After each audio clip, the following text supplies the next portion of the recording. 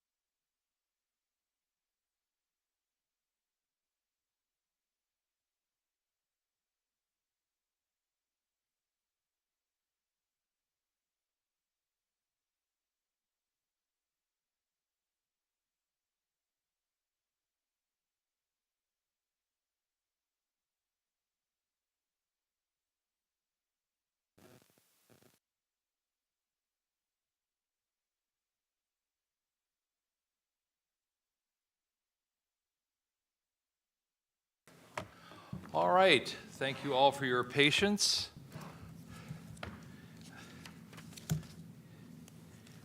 This is our 1:30 p.m. April 12th meeting, and since it is now 1:40 p.m., I will ask the clerk to call the meeting to order. Vice Chairperson Lee Present. and Chairperson Simidian. Here, thank you very much. And first item of business after the call to order, having established a quorum, of course, is public comment. Public comment is that portion of our agenda set aside for comment by members of the public on non-agendized items, things that are not on the agenda today, but that are properly within the jurisdiction of this committee. So let me turn to the clerk and see if we have any speakers under public comment. We do have a couple speakers online. Great, let's hear from those two speakers. And consistent with the rules of the board as contained in our published agenda, we will set aside up to 3 minutes for our speakers. Thank you. And after the first speaker has finished their remarks, I will say that's it for folks adding on to the line. Thank you.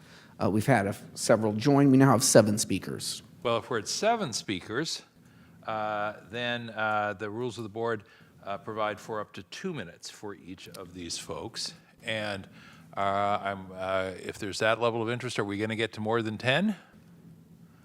Why don't we do this? Why don't we take the next 10, 20 seconds and say to folks, if you would like to get in the queue for public comment, please do so now, because in just a couple of seconds, I'm going to say that's all the speakers in the queue, and we will allocate time at that point consistent with the rules of the board. So take another moment or two, folks, but if you really do want to speak on public comment, this is the time. Please sign up, because in 10 seconds I'm going to say that's everybody in the queue. That would be 10, 9, 8, 7, 6, 5, 4, 3, 2, 1. Now, let me turn to the clerk and say, how many folks do we have in the queue? We have 8 requests to speak. 8 requests to speak. We will take each one of those 8 folks for up to 2 minutes if they wish. Thank you very much, and thank you everybody for your patience as we sorted out who we had online and how many.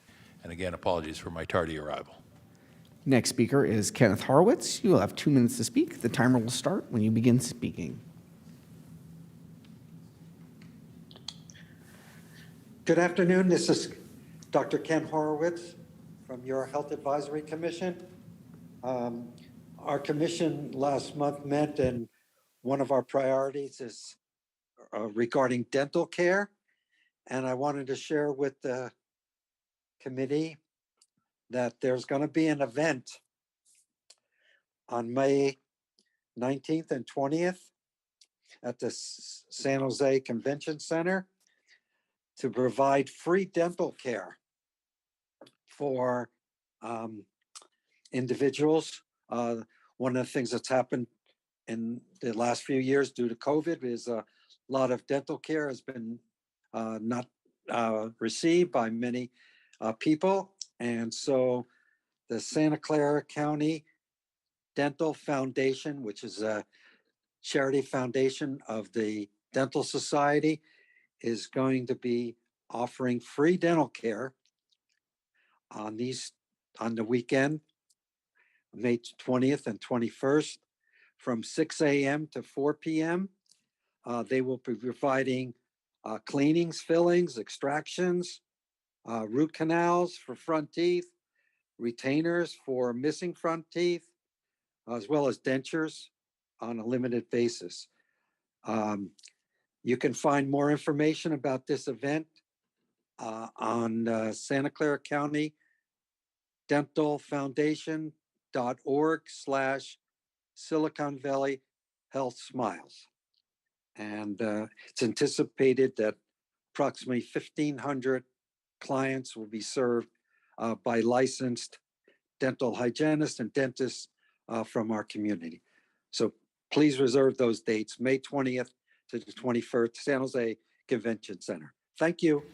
Thank you, Mr. Horowitz, and forgive me, I'm multitasking here as we try to plug the charger in, and I did, however, hear every word you said, and you know that we can make that work. All right, we're going to let the clerk go back to making sure that the next person who wishes to speak has the opportunity to speak.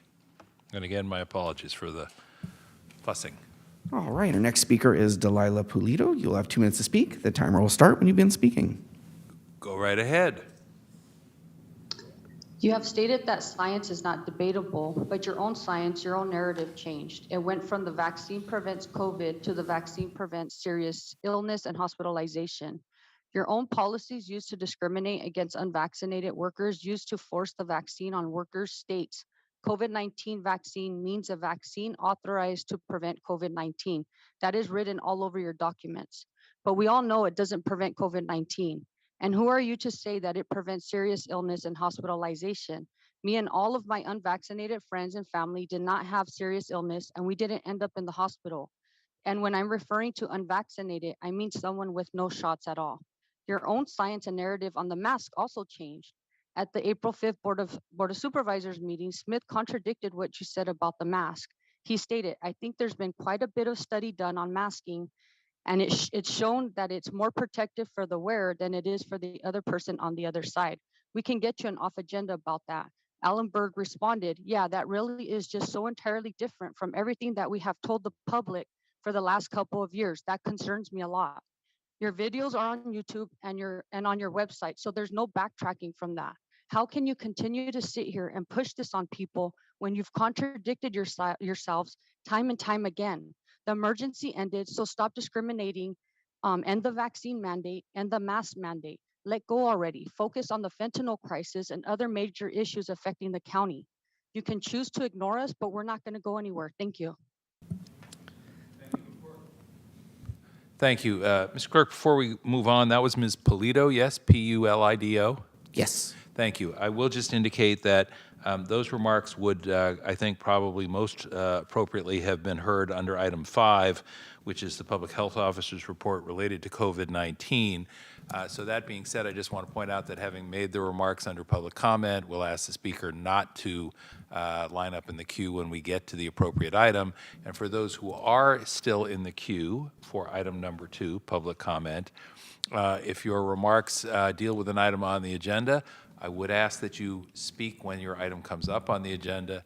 If you choose to speak under public comment, I may be obliged to cut you off and or at a minimum at least indicate that we can't have you repeat your comments when we get to the appropriate item. So let's see who's person number 3, and want to welcome them up to the microphone. The next speaker is AH. You'll have 2. Oh, AH has Go dropped right out. ahead. The next speaker is Aaron. You will have 2 minutes to speak. The timer will start when you begin speaking. Thank you.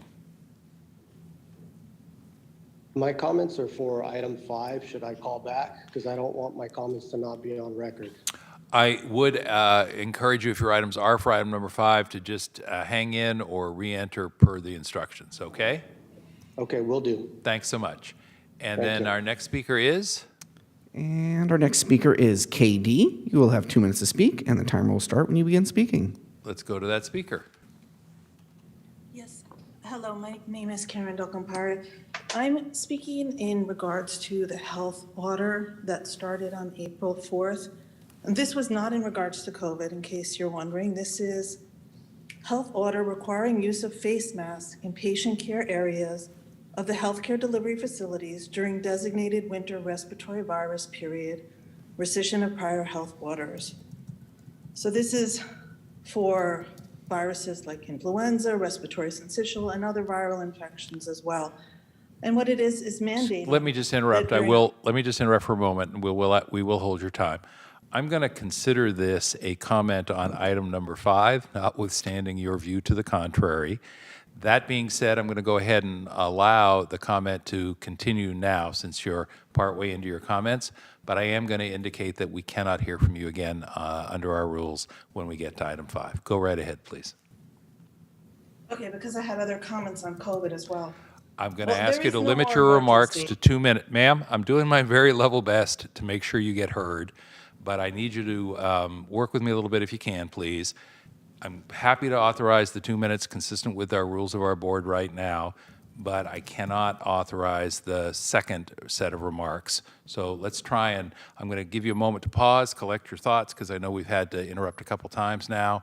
Think through how you'd like to make the use of the remaining time you have. And in fact, out of an abundance of effort to assure that you get everything. Why don't we restart your time, give you the full 2 minutes, but whatever you've got to say, please go ahead and say it now. All right? Okay. Thank you. Yes, so this would require masking in all public health areas, hospitals, therapy areas. And this is going to hurt a lot of people. A lot of people don't feel comfortable wearing masks. They feel suffocated wearing masks.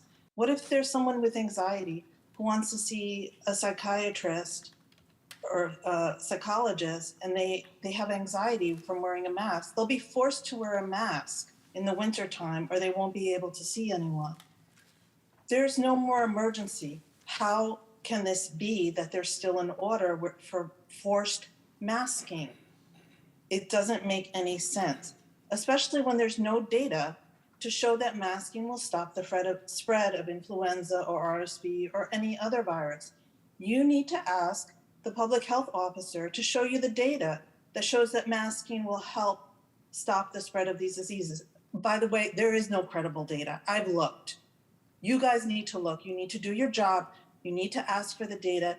You need to talk to people like me beyond the 2 minutes in your offices and get all of the data and not have this be a dictatorship where one person in the county can force mask the whole county with no data. You need to ask for the data showing the masks stop the spread. Okay? I'm going to say it again. You need to ask for the data showing that the masks stop the spread, and you need to talk to people that have credible data, like from the Cochrane Library, that show that masks do not stop the spread. Look it up. Cochrane Library, masking. You will find the data that shows that masking does not stop the spread. Look it up. Thank you. All right, thank you very much. Let me check and see if we have other speakers under public comment who are in the queue. That concludes our request to speak. All right, thank you very much to those speakers, and we will, I expect, hear from some of them on item number 5 if their remarks are, in fact, directed to that item. That takes us to approval of the consent calendar, and let me turn to my colleague, Supervisor Otto Lee, and say, Supervisor Lee, as you can see, the consent calendar today is recommended for items 10 through 17. And if you're amenable to a motion, now would be the time, sir. Yes, so moved. We have a motion to approve the consent calendar. Items 10 through 17 is contained in our published agenda. I'm happy to second. Let me see if we have any speakers on consent calendar items. There are no requests to speak. No request to speak. Let's call the roll. Vice Chairperson Lee Aye. and Chairperson Smidian. Aye. Thank you. All right, thank you very much. And that takes us to item number 4, which is to receive a report in connection with our Child and Adolescent Psychiatric Facility, Behavioral Health Services Center. And who would like to present on this item? Good afternoon, Supervisor Smidian and Supervisor Lee. Doug Koenig, Deputy Director for Capital Programs. As an update to the report that you have, WebCorps intends to submit their official baseline schedule either tomorrow or Friday, which would be within the 60 days allowed by the contract. As of this morning, they have informed us that the durations to the 2 milestones, the 2 milestones being the beneficial occupancy, the point at which we can start staff and stock, as well as project completion, have not changed. So the dates that are currently shown in our timeline in this report are still valid. And that concludes my remarks. Are there any questions? Thank you. Let me, before I go back to you, and it's Mr. Koenig, who unfortunately I can't see on my screen. I apologize. I can see that screen, but not this screen. So I'm going to ask the clerk of the board to come back and fuss with the screen again in a minute. But it's Mr. Koenig, yes? Yes. Thank you. And let me ask if we have anyone from the Rose Organization who's available to lean in.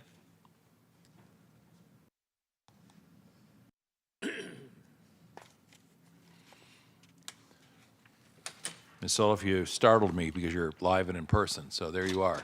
I heard Mr. Koenig say that They are, in fact, expecting the necessary documents prior to what I had been told was a April 16th date of some importance, because if we get the information, more importantly, if you get the information, you and your colleagues at Veneer are then in a position to report back to us about whether or not we are well and truly on time for our latest definition of on time at our next meeting of this committee in May. Do I have my facts straight? Yes, sir. Okay, so if the information is forthcoming this week, as Mr. Koenig, you've just indicated it will be, yes, Mr. Koenig? Yes. Then we Yes, it should be will. able to get a report back that, Ms. Solve, that has the benefit of the Rose Organization and Veneer having the information they need to assess the timeline and whether or not it's a reasonably expected timeline, yes? Yes. All right, I'm going to take yes for an answer then. Let's see if Supervisor Otto Lee has any questions. No questions. All right. Then, Mr. Koenig, Ms. Soloff, anything else anyone would like to share on this item other than a motion to receive the report, which is what it's called for? We will, of course, check to see if there are speakers on the item. There are no requests to speak. No speakers in the queue? All right. Then, in the absence of any additional comments. We do have a late arrival. Thank you. Let's hear from that late arrival who has up to 2 minutes to speak. All right, next speaker is Lydia. You have 2 minutes to speak. The timer will start when you begin speaking. Is this item 5? Oops, maybe I'll wait my turn. That's okay. It's item 4, and so I think we have no speakers on item 4. Correct. Thank you, Attorney Clerk. Then I think we have a motion from Supervisor Lee, yes? Yes, so move to receive the report. And I just wanted to say thank you so much for the administration and the FAF working on this issue for all this time. And since the time when we were able to get the contract finalized with Webport, things seems to be moving along smoothly. So hopefully we could get this done, finished on the budget and on time. Thank you. Thank you. And I will second the motion, and we'll call the roll. Vice Chairperson Lee. Aye. And Chairperson Semidion. Aye. Thank you. Motion carries. Thank you, Ms. Olof. Thank you, Mr. Koenig.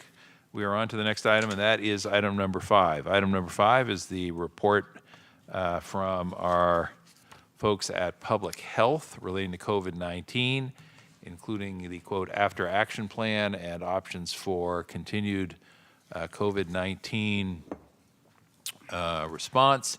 I see a PowerPoint popping up on our screens. And Dr. Rudman, I think that's you behind the mask, yes? Yes, it is. All right. Go right ahead, please. Thank you so much, Mr. Chairperson, Mr. Vice Chair. You've asked the Public Health Department for several really important items today, so I'll be very brief in my initial update on where we are with COVID right now, and really leave us to say that what our wastewater shows is we are fluctuating between high and medium levels and have been really for the last 2 or 3 months since we came down from the winter surge. What you see here is that that's true across really every part of the county. And unlike when you look back to the beginning of when we had wastewater data, where we for really 2 years saw high highs and low lows, instead now we're seeing this hovering at a medium level. We don't yet know what that means for us long term, except that today folks headed out in public have a pretty moderate risk of being exposed to COVID. So we'll continue to keep a very close eye on that and share it on our public dashboard with the community and in bodies like this one. But from here, I'll transition away from what we're seeing today and to what you've asked of us to report back on the Public Health Department's After Action Report, which is an exercise we go through after every public health emergency, but because the COVID emergency was unlike anything we've experienced in modern history, the lessons learned from this report are quite unique and really significant in a way we feel we can't ignore. So today I want to share with you those lessons, in part where we excelled and as a county, but also where it's really vital that we improve in the way we're prepared to face current and future threats to our community's health and safety. I know personally, and I think this is true for many of us, we really want to move on past thinking about the painful and scary period we experienced over the last 3 years. But the reason I think it's so important to pause and reflect on this report is because the lessons of COVID are not only important to help us respond to the health threats we're facing and prioritizing today, things like opioids and climate change and heart disease, But the science is also unfortunately clear that we are very likely to face another pandemic someday. And while that's hard for me personally to grapple with, and maybe for many of you, in this moment where we haven't really even recovered from the last pandemic, I feel we owe it to our community to take steps to be better prepared for the next one. So I'll first start by reminding us what the Public Health Department looked and felt like before the pandemic, talk about some of those successes we did experience as a county, but then highlight some really important areas to improve in public health as well as how we work with others, and share with you what I think that means is next for the Public Health Department. If I can take you back to what it felt like to be part of the Public Health Department before the pandemic, I'll remind you that even here in Santa Clara County, where there is significant appreciation of public health and investment in public health, we were still affected by a nationwide trend of underinvestment. The graph on the right shows that there was a significant decline in federal investment over decades. And most of what we do in public health is still paid for by grants from federal and state sources. And those had been declining decade after decade.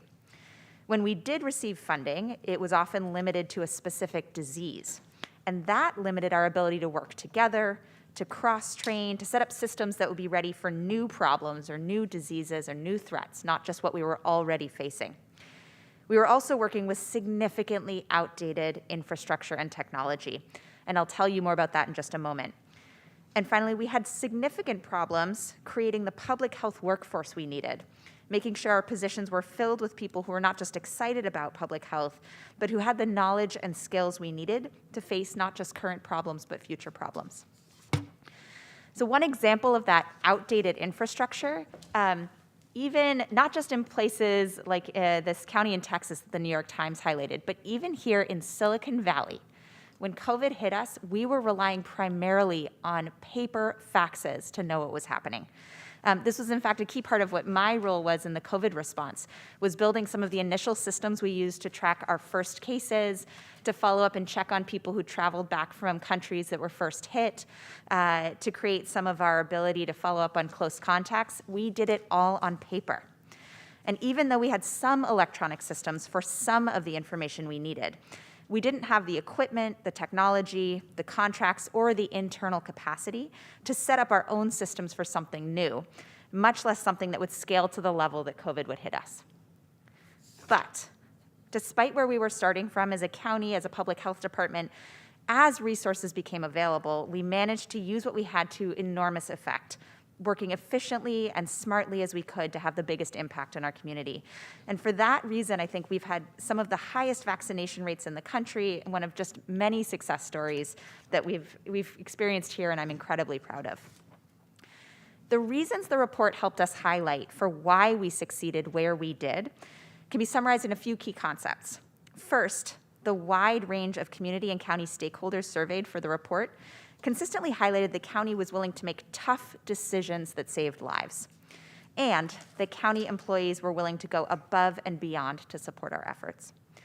We also used a whole of government approach where we relied not just on the public health department, but on every entity here in the county to do what they do best. And we grounded that response in science, equity, community engagement, and transparency. We did all of that with an understanding that we would need to create long-term infrastructure to do this well. So here's what I mean by whole of government response. When I would talk to my colleagues in public health departments around the Bay Area and certainly around the state and country, I would hear, we don't have time to do what public health does, to ingest the science, to make recommendations. I'm too busy providing direct health care. I'm too busy setting up supportive housing. I'm too busy providing social services. But in Santa Clara County, we didn't just have an Office of Emergency Medicine Management to help us organize our entire emergency response, but our world-class healthcare delivery system stood up extensive world-class healthcare delivery for COVID. Our Office of Supportive Housing expanded supportive housing for people who needed it to isolate while they were sick. Even our librarians were helping us research COVID science, and our social services were expanding those social services to people impacted by COVID. We used every type of expert we had in the county to do what they do best. Everyone stepped up, and that allowed public health to do what only we could do. Now, what only we could do that certainly fell to us in the public health department was to make sure we had the best information about what was happening with COVID across the county, and then share that information with the people who needed it. To do this, we basically had to pull in every data scientist across the county. We had to partner with outside academic organizations and community groups to get these new systems for information up and running that we didn't have before the pandemic. And then as soon as we had that information, we turned it around and got it back to the public and other stakeholders as fast as we could as soon as we validated it, often publishing it to our website faster than even the state of California or other highly resourced areas could do so. And that helped us explain why we were doing what we were doing, why we made the recommendations we were, and helped impacted populations understand what was happening and advocate for what they needed. One example of how this has already begun to prepare us for the future is that we are one of the first jurisdictions to get our own wastewater data system up and running, and we are already using it for other diseases besides COVID, something even our resource neighbors are still working to accomplish. In addition, everything we did was grounded in equity, which meant understanding who was being most impacted and what those groups needed and how we could partner with them to share what we knew and urgently expand our work to serve them as quickly as possible. And very often it was our elected officials who helped make those conversations happen. One particular success with our Promotores program, where we partnered with community health workers who were well known in their neighborhoods to go door to door and offer services for COVID. In fact, I remember back during our first big winter surge when we were seeing really scary rates of death and serious illness. One promotora shared that she went to a home with 3 families and convinced them to get tested despite their considerable fears for doing so, and then sat with them to make sure that they got the resources they need when a number of them tested positive, getting them supportive housing and additional testing, health care, and made sure that no additional cases occurred in that household. And it's these kinds of relationships with the community that are setting us up to do important work going forward in the future, but needed to be based on strong existing relationships before the next crisis hits. The last really important thing I want to share that I think our leadership in Santa Clara County did well was to understand that this was not a one-off problem. We would not survive this pandemic and then be done forever responding to public health threats. And so the systems we were crafting for COVID would take years to build, but needed to live on after COVID. One key example were in the pillars of epidemiology and informatics, the information we need to understand who's sick and why. And these hold up the foundation of evidence-based public health. Now, when we started, I said we didn't have the data systems to know what was going on. We were stuck using the fax machine. But when the county finally started receiving infusions of federal and state investment, it came the way it often does. It was large at this case, but short-term siloed funding. And Santa Clara County said it's not going to be enough to create systems you need for today or even this year, and then dismantle them a year or 2 later. We're going to help you invest in long-term systems. And that's why today nearly every piece of information we need to monitor COVID comes to us electronically and often automatically. But it's taken us this entire period to build those systems just for COVID. So when the next threat hits us, we can't have dismantled that. We need to keep building the systems to be ready to flex it, first to other problems that we have today impacting our health of our community, and then use it to inform us about the next problems that haven't hit us yet.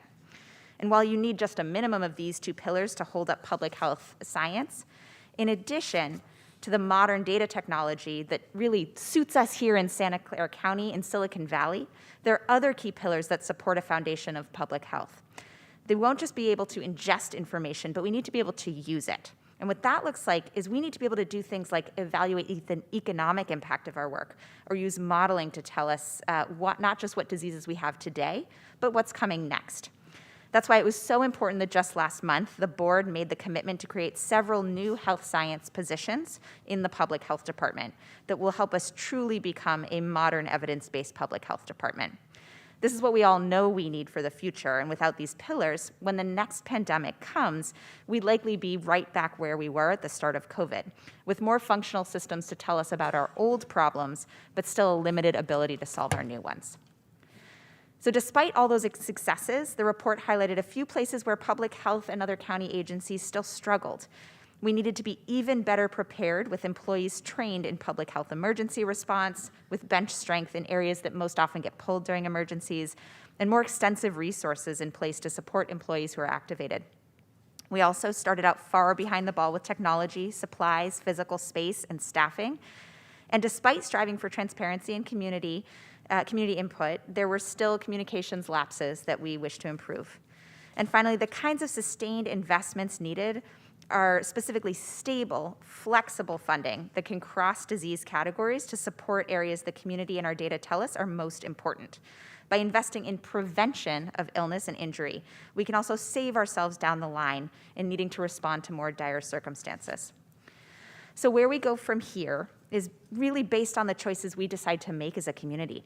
The Public Health Department hopes to respond to this report by continuing to build the systems we started to develop during the COVID response. We hope to train our workforce in the skills we wish we'd had before the pandemic, like problem solving and project management and use of technology, and building the manager bench strength we need in the future. We're updating our emergency plans and working to build a culture of emergency preparedness and strengthening and sustaining the relationships and the communications channels we relied on during the pandemic, and continuing the work we started to create the technology and infrastructure we desperately wished we'd had at the beginning of the pandemic. Since we don't know when the next pandemic will hit or what it will feel like here in Santa Clara County, we can make the choices now that make us better prepared. And I think we owe it to our community members to face the next pandemic better prepared than we were last time. Even more fortunately, those same steps that prepare us for the future also make us better able to respond to the threats today, like gun violence and climate change, opioid use, heart disease. And fortunately, we've already started to build this infrastructure and are already seeing the benefit. And if we sustain that commitment to maintain and grow what we're already building, we can create the greatest advantage to the community in the future. So I'll pause there and see what questions you have before we move on to talk about vaccine access. Thank you. Supervisor Lee? Thank you, Chair Samini. I think I'm going to listen to the public comments first before I ask any further questions on this issue. Thank you so much.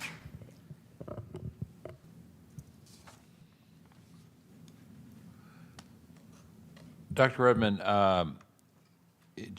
and perhaps Dr. Smith as well, can you help me understand at least how this report fits into the larger request for an after-action report? Because we had, I think, engaged some outside consultants as well, if I'm remembering correctly. Yes, that's correct. And this report pertained specifically to the Public Health Department component of the response and partnerships we had with other agencies. I'll let Dr. Smith speak to the larger report. And you may not get off that easily, but I'll come back. Of course. Thanks. Well, as Dr. Redmond pointed out, it was a all-hands-on-deck moment. And so when we do an after-action report, we need to include everyone and every organization that was responsive. This particular report that you're hearing today really focuses pretty much exclusively on the Public Health Department. It's going to be included as part of the total after-action report, which will include all of the other department responses, the EOC response, our partner responses, cities, police, fire, California, OES, everyone involved in the process. And that's obviously a major undertaking. So that's the difference. Thank you. So forgive me if I missed it there. The rest of the after-action report comes when? Do you know? I don't know the exact timeline. I just sent a text to see if we could get a quick status update on when we're likely to see a draft, but I don't believe we've even gotten a draft yet of that larger COVID after action report from our consultant. I do know that they have completed, I believe, all of the interviews and are in the process of getting that draft prepared. So we're well underway, and I think near ready to receive a draft of that macro report. Let me try and just put some order of magnitude to it. Within the next 3 months, meaning this fiscal year, is that, or this year, calendar year, just a ballpark? I I think your estimate is consistent with what guess I would hazard, but hopefully I might even be able to, during this meeting, give you a little bit more All right. information on that. If you can, please do.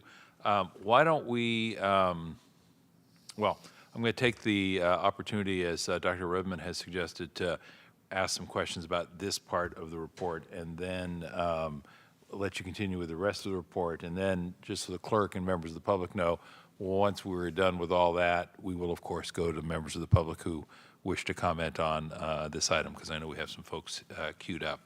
And, Doctor, let me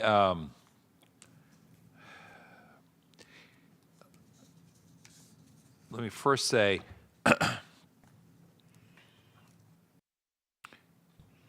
I yield to no person in my admiration for the good work that got done during the pandemic. That said, we've worked together enough now, and you've been part of this committee enough now to know that I'm going to be focusing on ways in which we could go from good to great. How can we improve? So I just want to say, please, one and all, do not misunderstand my many questions and what about this and what about that as being anything other than a query about how we can do better. One of the things that I think a lot of folks struggled with, and it very clearly has to do with the public health officer's role, is the fact that all of a sudden we were told this decision, that decision, this decision, and that decision will be made by the public health officer pursuant to state law, which vests in the public health director the exclusive authority to make these various decisions. And no, you, the Board of Supervisors, cannot direct the public health officer, the public health director, to take a different tack. She or he, in our case she, Dr. Cody at the time, of course, is the person under state law who has the exclusive authority to make those decisions. And as I understood it, and I'm looking down at Mr. Press from the County Counsel's office, those decisions could only be overridden, frankly, by the state public health director if he or she thought that our public health director wasn't satisfactorily addressing the challenges of the emergency. That's correct. Mr. Press, do I have that more or less right? Yes. Dr. Redmond, do you have that? Do you have that same understanding? Am I in the ballpark there? Yes, that's correct. All right. So, could we have a little conversation here? And I know that's a little vague about the implications of a duly elected body of 5 people representing 2 million Santa Clara County residents having to tell folks we're not in charge. Because that's a pretty dramatic shift in the public's perception and understanding of how government works. And so I know Dr. Cody heard frequently about, who are you? You're an unelected bureaucrat, yada, yada, yada. And I know as a member of the Board of Supervisors, I had to spend a fair amount of time explaining to my constituents when they had a particular concern. That's a decision that I can weigh in on. I can share my opinion on, I can give my own best guidance, counsel, and advice, but ultimately that decision is going to rest with the public health director. So, Dr. Smith, you've been at this government thing for a while. Do you have any thoughts about that? And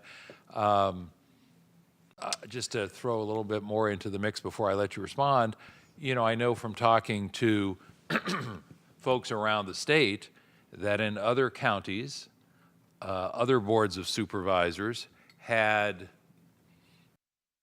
different reactions and I would say different behaviors in terms of response when confronted with that governance challenge. And I'll leave that lingering out there. I think you know what I'm saying.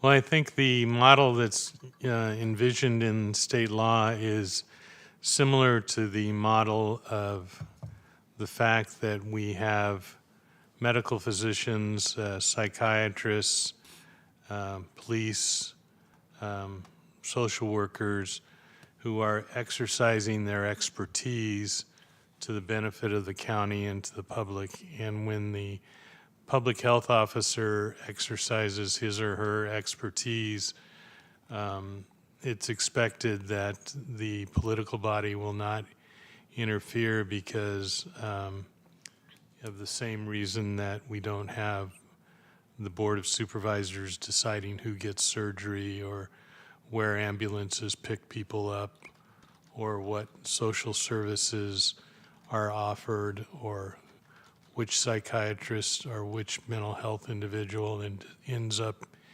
in what type of care.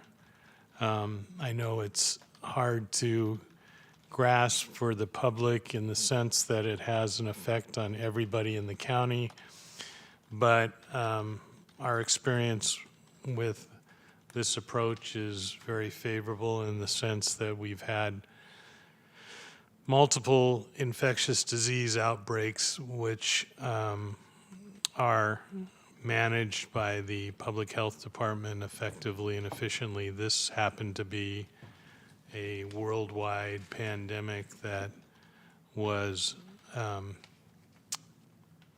took on a political flavor because of the prior administration and led people in some centers to believe that it was political decision-making when it was not. It was healthcare decision-making. So Well, that's what I would say. So now we've been through, and Dr. Rudman, I'm going to turn to you on this piece. I will just say, as one member of the 5-member body,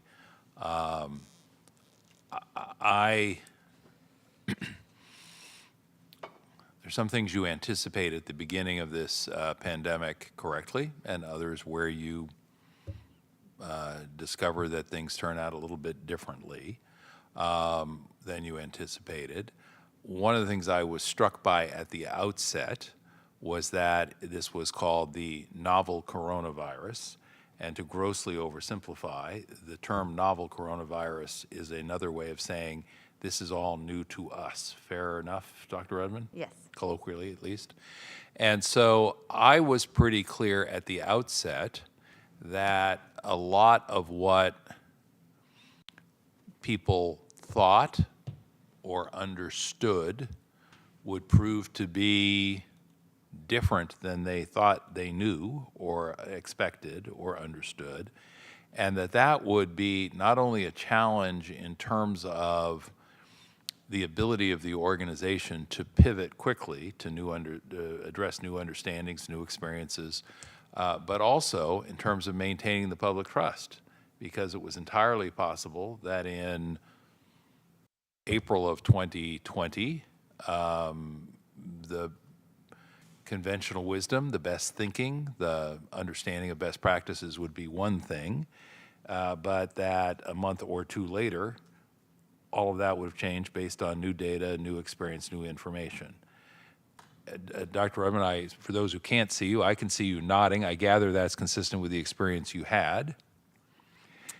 Oh, yes, very much so. As a public health professional and as someone who's called upon to communicate in those settings, do you have any thoughts about how you establish and maintain the public trust and confidence in an environment which is, as a novel coronavirus, by definition, going to change and going to be different than what you initially anticipate and communicate?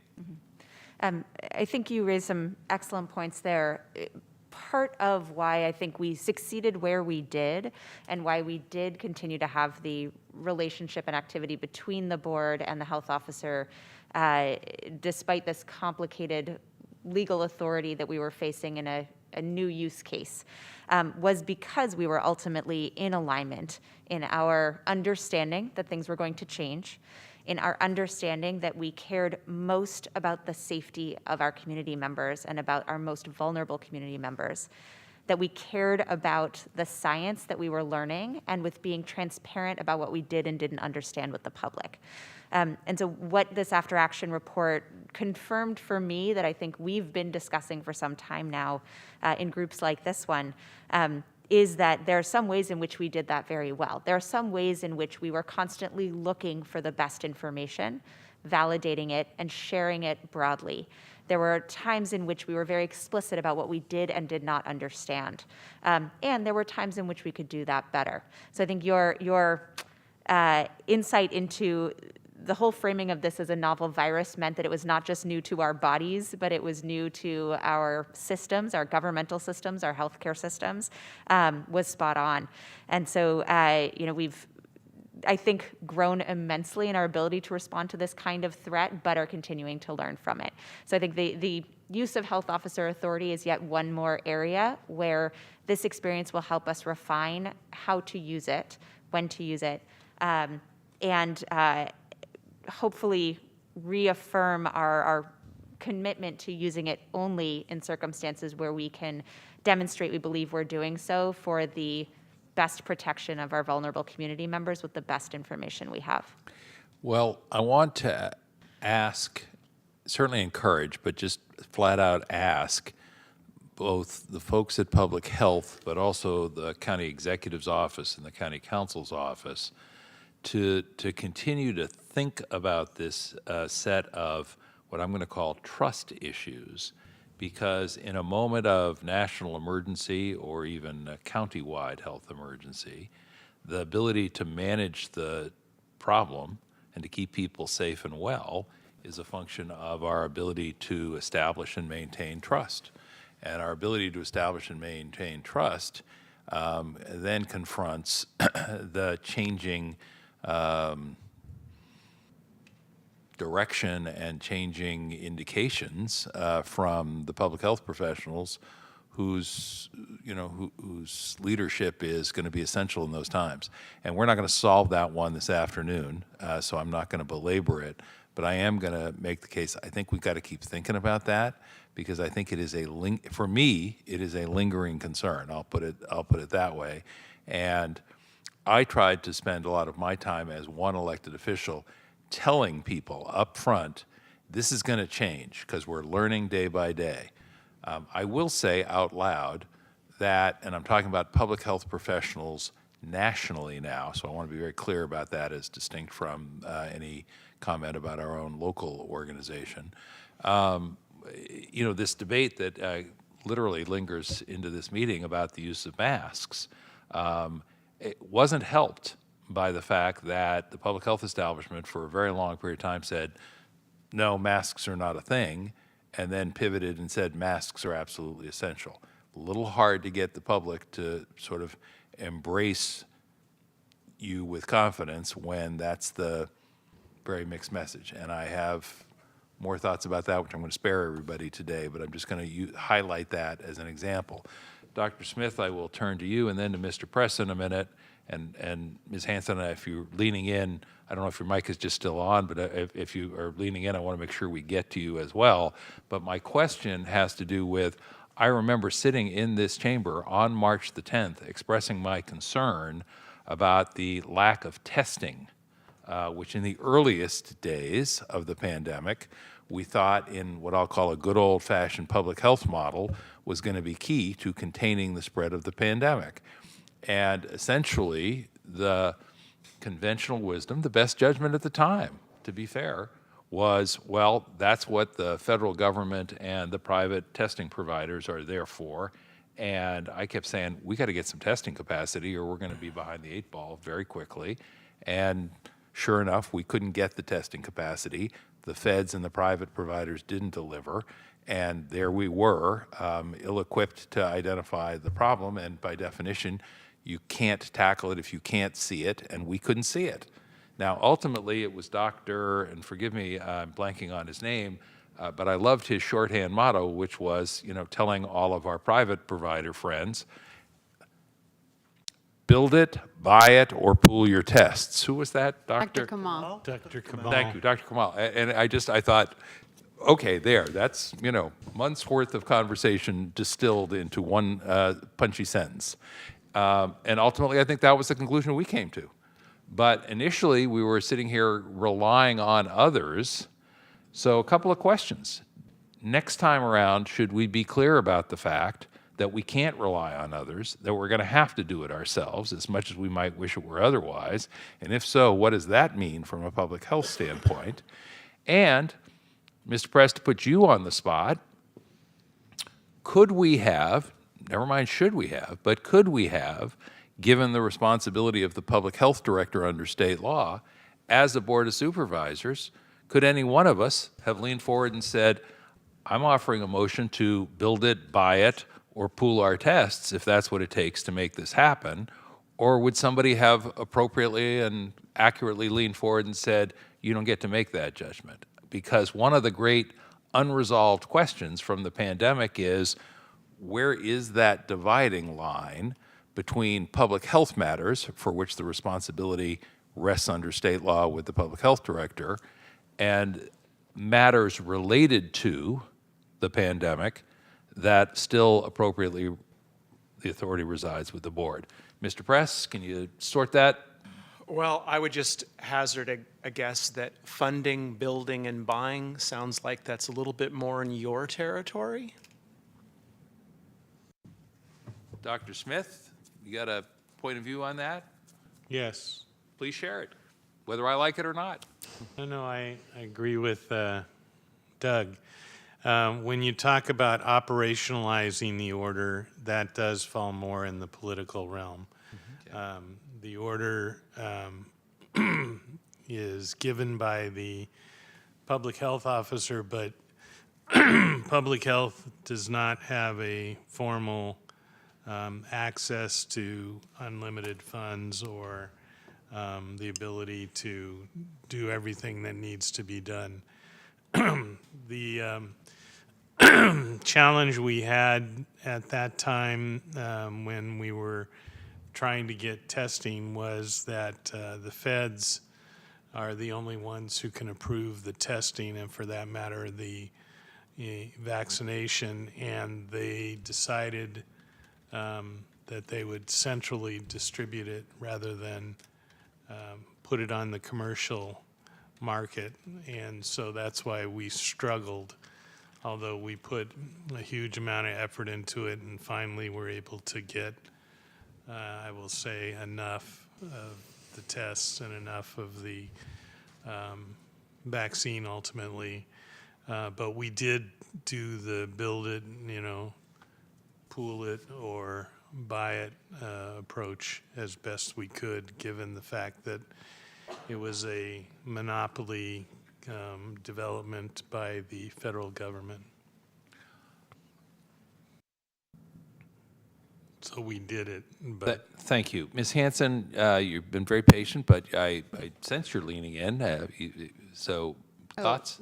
Well, I'm happy to speak to the issues that were already covered by Doug and Dr. Smith just now, but I did want to just, picking up on some of the themes that you were talking about communication with the public and public expectations, and also just provide a little bit more information on that broader after-action report in a manner relevant to those questions, which is, I have to correct something I said before. They have completed all of their interviews with internal county persons and stakeholders. They are still in the process of completing the hundreds of interviews that they're doing with external organizations, individuals, and folks representing a really broad swath of the community, including getting at some of those questions that you just asked about. And we do expect that in the next couple of months, we'll get an initial draft. We'll perhaps ask them to do a little bit more work in certain areas, but we think it will probably be the fall before that's ready to be presented to the Board of Supervisors, given the extensiveness of the community outreach project that they're doing to get a broad swath of views. Thank you. I will just say, again, speaking as one member of the Board of Supervisors, one of my takeaway lessons from the pandemic is that even as we are necessarily part of a larger body politic and certainly a larger region, state, nation, and global community in terms of public health, I think one of the lessons learned is we're going to have to fend for ourselves to some extent. And we might wish it were otherwise, but we're kidding ourselves. I was privy, by virtue of the fact that I was one of two members tasked by virtue of my role as chair of this committee, to deal with these COVID issues. I was privy to a lot of conversations in which it was very clear to me, and I'm going to be as gracious as I can be, that folks here at the county had concerns about the way things were rolling out at the state level. I don't think anyone's going to disagree with that statement. That being said, there were people who bit their tongues because they knew that we needed to work in partnership with the state. Fair enough.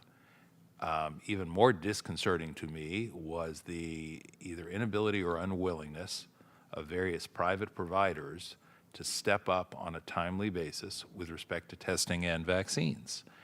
And here again, Dr. Smith will recall, I kept saying, when are we just going to, say it shall be done in the interest of public health? And I felt that people, frankly, were more concerned about maintaining the collegiality of the relationship than was appropriate to the crisis nature of the times. I'm trying to choose my words here carefully, but I don't ever want to go through that again, and I want to make sure that one of the lessons learned and remembered is that too many of the private sector and nonprofit providers did not step up organizationally as a corporate culture.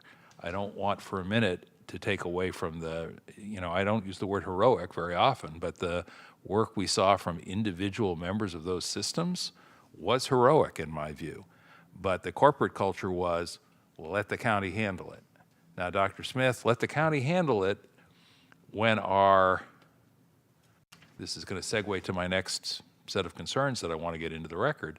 Let the county handle it is a challenging way to take care of business if you think of our day-to-day patient population client responsibility as being in the range of 300 to 600,000 Santa Clara County residents, when there are 2 million people who turn to us and say, all due respect, you're the public health department for all 2 million of us.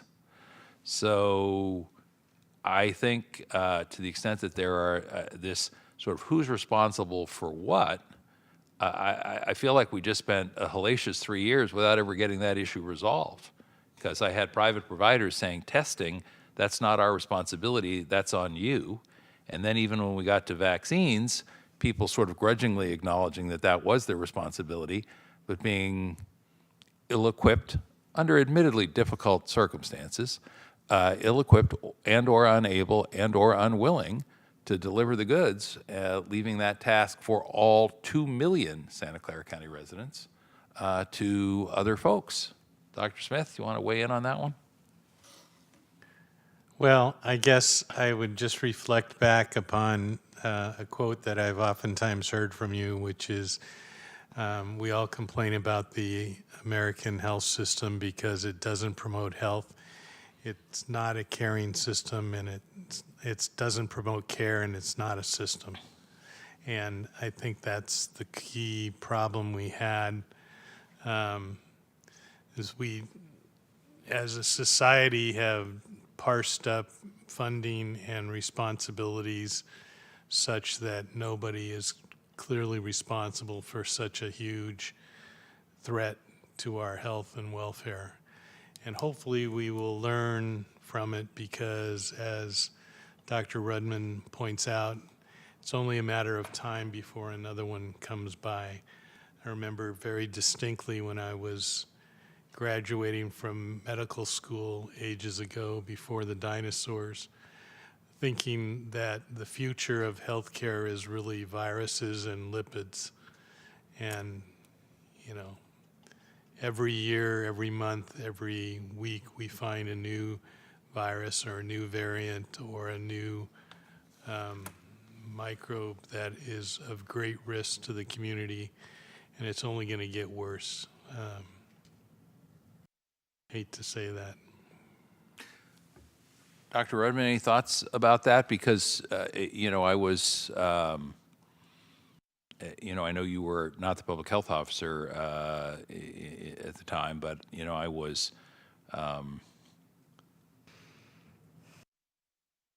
frankly troubled by the reticence of the public health department. I know some people think some of the orders were overreaching.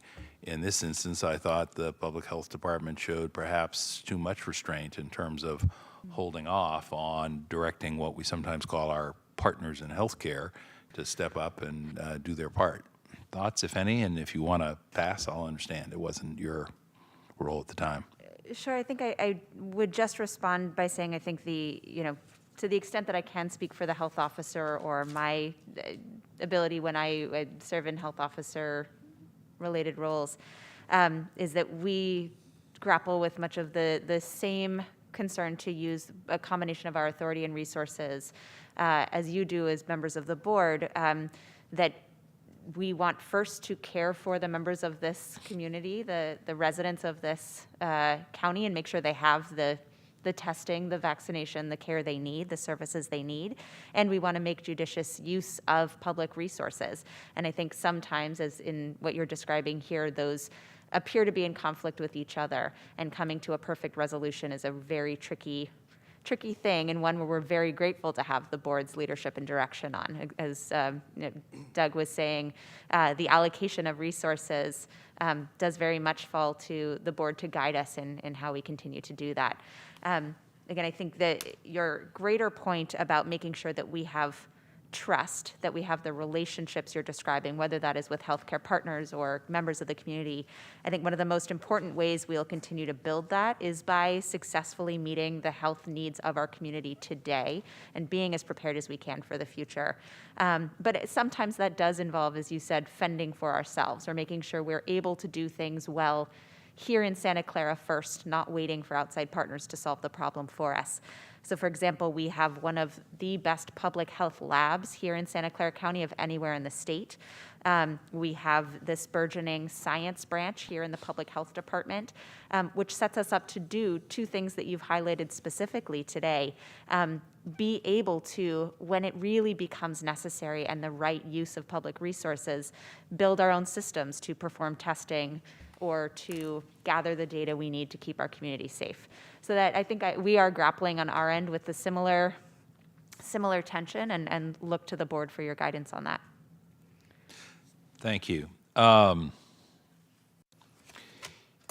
last point, and then I'll have a few more comments and questions, but the last sort of big picture point is, I think we had a struggle, which continues to this day, with the determination and the commitment, which I want to be clear, I fully support, to reach out to folks who may have difficulty accessing testing or resources for whatever set of reasons. And you highlighted the commitment to equity in the effort.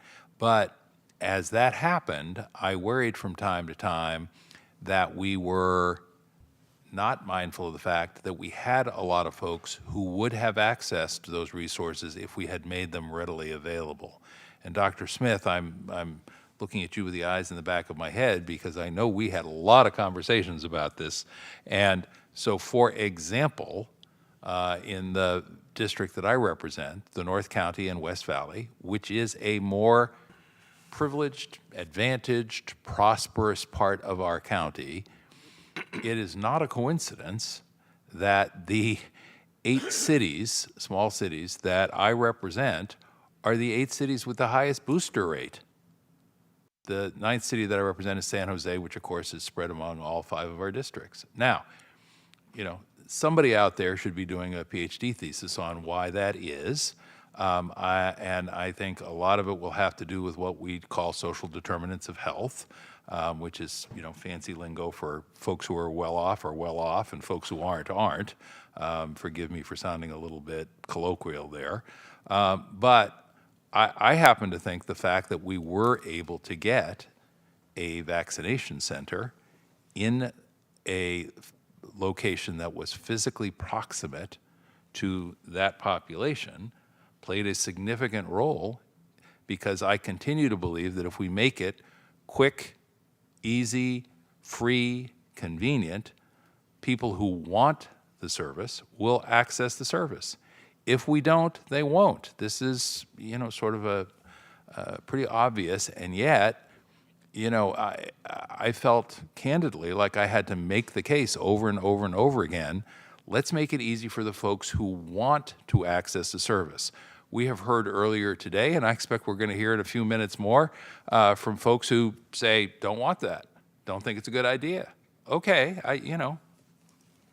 that's a point of view.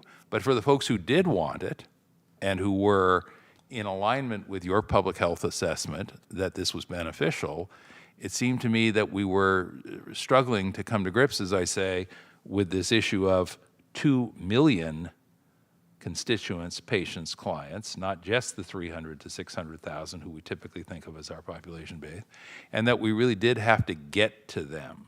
So I just want to ask public health to be thinking about this, not in terms of who gets served. I just realized I'm probably going to be misunderstood. I kept hearing from public health that the best way to protect all of us was to get as many of us as possible vaccinated. I think that's what I heard. Yes, doctor? One of the important ways, yes. Thank you. And that if we did that, that was to everybody's benefit. So that said to me, let's get people access as quickly and easily as we possibly can, not just because it's, quote, good for the people who have the ability to show up, but because it helps keep everybody else in the county safe, including people who don't have access to health insurance, healthcare providers, or a responsive provider who will actually deliver the goods. So any thoughts about how you strike the balance or consider the public health benefits of reaching out to folks who are easier to reach and frankly anxious to be served? I had constituents, and I'm sure every supervisor did, who said, oh, I drove to Pleasanton to get a shot. And you're like, what the heck is that about? And, of course, the painful reality is a lot of people don't have that privilege. So why are we sending people to Pleasanton, and what do we do to keep other folks safe who can't make that trip because they're working 3 jobs 24/7? And I just think we sometimes spent more time doing the hard work rather than saying there's some opportunity here to reach people in a hurry who would not only benefit, but who would benefit us all by being covered. Thoughts? And if you think I don't know what I'm talking about, this is the time to say so, Dr. Redmond. Yeah, don't say that. I think there is a big public health question lurking out there about the extent to which you go out to folks who are easier to reach rather than harder to reach. And people see it as an either or, I think, and it was too often presented that way. I thought it was clearly a both, but I felt like I had to struggle to get buy-in to that notion. So, well, I think you're right that it is a delicate balance. I think we also suffered from the fact that, early on we didn't have enough vaccines, so we were functioning in sort of a scarcity mode. And in a scarcity mode, you want to try to focus on people that are the greatest risk.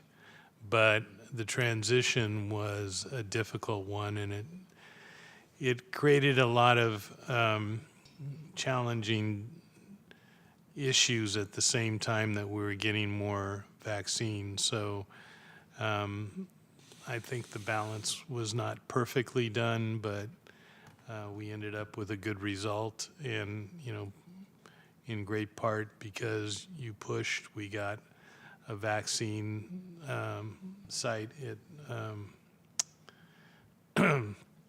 Mountain View that worked well. We also had the MassVac site at the 49ers Stadium, and we had MassVacs in South and Central San Jose. So I'm sure that the after-action report will suggest that we should have had more as faster than we did.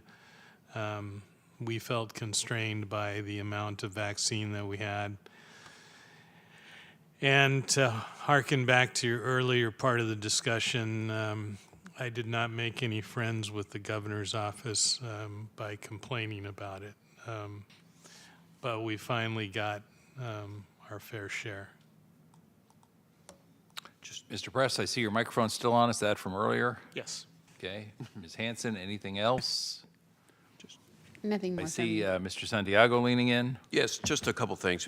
It's been very instructive and interesting, the conversation. I think we're going to be learning also at the international and national level some of the lessons that are going to be very important for us to improve our preparedness going forward.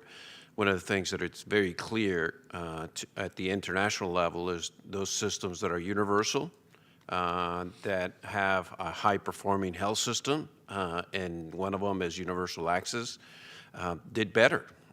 And I think that speaks to the point you're making, which is regardless of whatever socioeconomic status, that if you have universal access and you have a high-performing health system, your population is going to be better protected. The other piece that I think, because we're learning and obviously we're building on the science and knowledge of others, there were two particular, Dr. Romer, who is a public health professor at UCLA, and we're in Stanford territory, and I went to Berkeley, so I'm mindful of the territory here, but he had a wife that was an attorney. We had here, in this point in time, a county executive who was both an MD and a JD. But the Dr. Romers were actually very instrumental in writing the state law and the regulations that gave the health officers the police powers that we actually didn't think we were going to ever execute, but we actually were forced to execute given the circumstances here in this time and period. And just a final note that Dr. Cody was recognized by the American Public Health Association as the national awardee for the Romer Award, and it's because of that very courageous and bold action that obviously was fully supported by the Board of Supervisors. So, thank you. Well, on that governance issue that you just referenced again, Mr. Santiago, have we heard anything at the state level about whether or not there's any move afoot to modify it, amend it in any way, shape, or form as a result of the experience of the last 3 years? And I don't have an opinion about that. That may surprise folks given the number of opinions I've shared today. I don't have an opinion about that. I just wondered if, okay, 3 years later, there's conversation about, all right, time to dramatically alter the rules of the process or even tweak them slightly. I don't, Mr. Press, I don't hear anything to that effect. I have not, notwithstanding the fact that apparently we hit a new record this year as far as the numbers of bills pending in the legislature, but I don't believe that this is one of them. Well, excuse me. Thank you. I will just say again, Dr. Rudman, half dozen things I would like to just sort of put on your long-term thinking list at Public Health, since this is the after-action report from Public Health. The extent to which we're going to have to fend for ourselves in the future, and I don't know if you'll capture the reference, but I'm not an Ayn Rand fan. I'm not, saying we go it alone. I'm just saying self-sufficiency is going to be has been proven, I think, to be an important part of making your way successfully through an experience like we just went through. The governance issues, I think, need to be thought about. As I say, I don't have a point of view today about what, if anything, could or should be different. I just know that it was a startling experience for a lot of folks, and I think it worked better in some places than in others, frankly, in part just based on some of the personalities involved. I think the issue of establishing and maintaining trust in a setting like this, particularly when the dynamics are going to be changing on a day-to-day basis, is a difficult one. I really want to emphasize the fact that, I can look at Mr. Lorenz, I can look at Mr. Santiago, I can say I understand that 300 to 600,000 folks are our clients or patients, but we are the public health folks for 2 million for every single resident of this county, and I think we need to keep that in mind going forward and ask ourselves, okay, what did we learn from this experience about that very different role, frankly, than the one we had thought we had before? The question of when, where, and how should the public health director step in to compel performance by other healthcare providers, because if they're indispensable partners, we're going to be in a world of hurt if they don't step up for whatever set of reasons. And then finally, this I think balance is the word that Dr. Smith used, and I think it's a very appropriate one, about how do we know where to make the extra effort, and how do we know when, where, and how we're going to capture the opportunity to serve folks who are anxious for the serving. It troubles me on the, I'll just mention the booster data again that you've shared with us, and thank you. I find it very helpful data.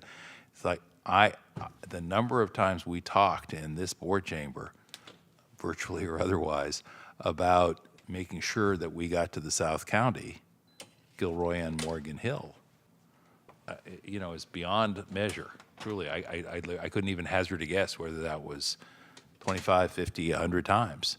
And, the efforts to do that were Herculean. And yet, I'm looking at data that tells me those two cities are at 14th and 15th, Morgan Hill and Gilroy, in terms of the take-up on boosters. Now, that's not good for the folks in Morgan Hill and Gilroy, but it's not good for the county at large or for the Bay Area at large, and on and on and on. So that notion of balance, I think, is an important one. And then the last thing I will ask about, sort of unrelated to those half dozen things that I hope the Public Health Department will think about going forward, is looking at the sewer shed data. If we can pop that up again one more time, please. I think it was your very first slide.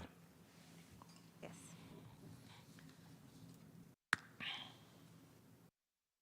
Well, I see myself looking very earnest, but...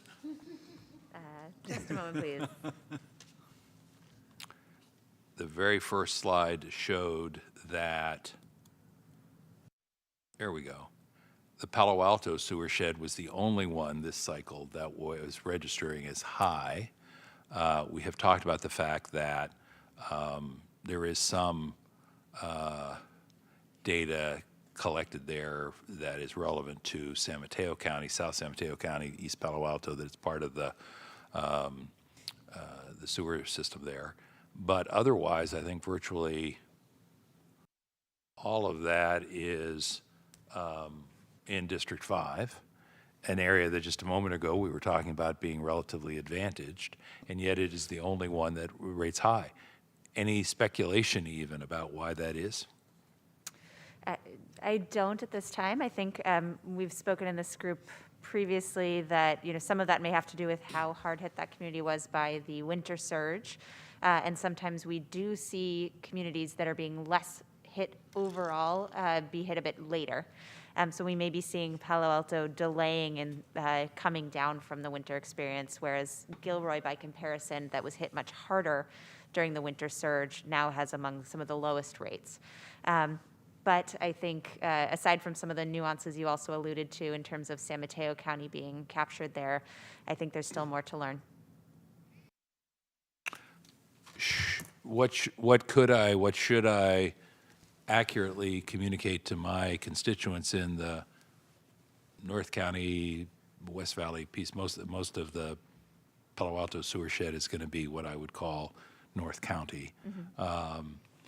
What should I communicate to them about what this indicates, if anything? Does it mean that they are at greater risk than other parts of the county right now? I think it may mean that when folks are out in public, especially in crowded indoor places, that they may be more likely to be exposed to COVID than in other regions. Now, the difference between one region and another right now is really fluctuating day to day, week to week. There have been weeks in the last 2 months where Palo Alto was lower and other portions were higher. So this is what we saw most recently. And I think actually even this morning's data, which isn't up yet, may have everyone back in medium.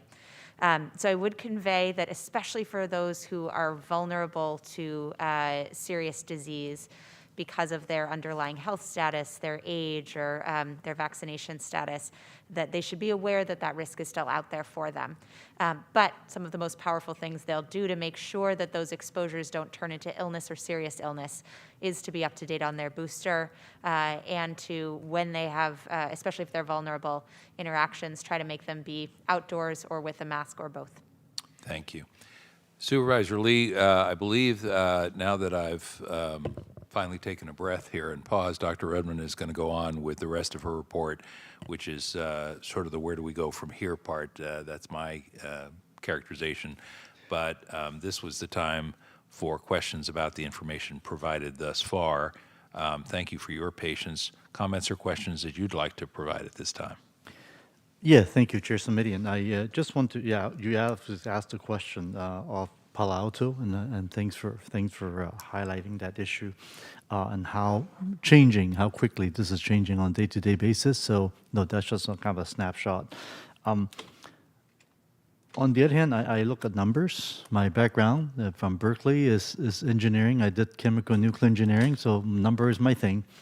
And just looking at the back of envelope calculations, our country is about 332 million people. Our county is about 1.95 million, roughly, right? Those are pretty good numbers to guesstimate.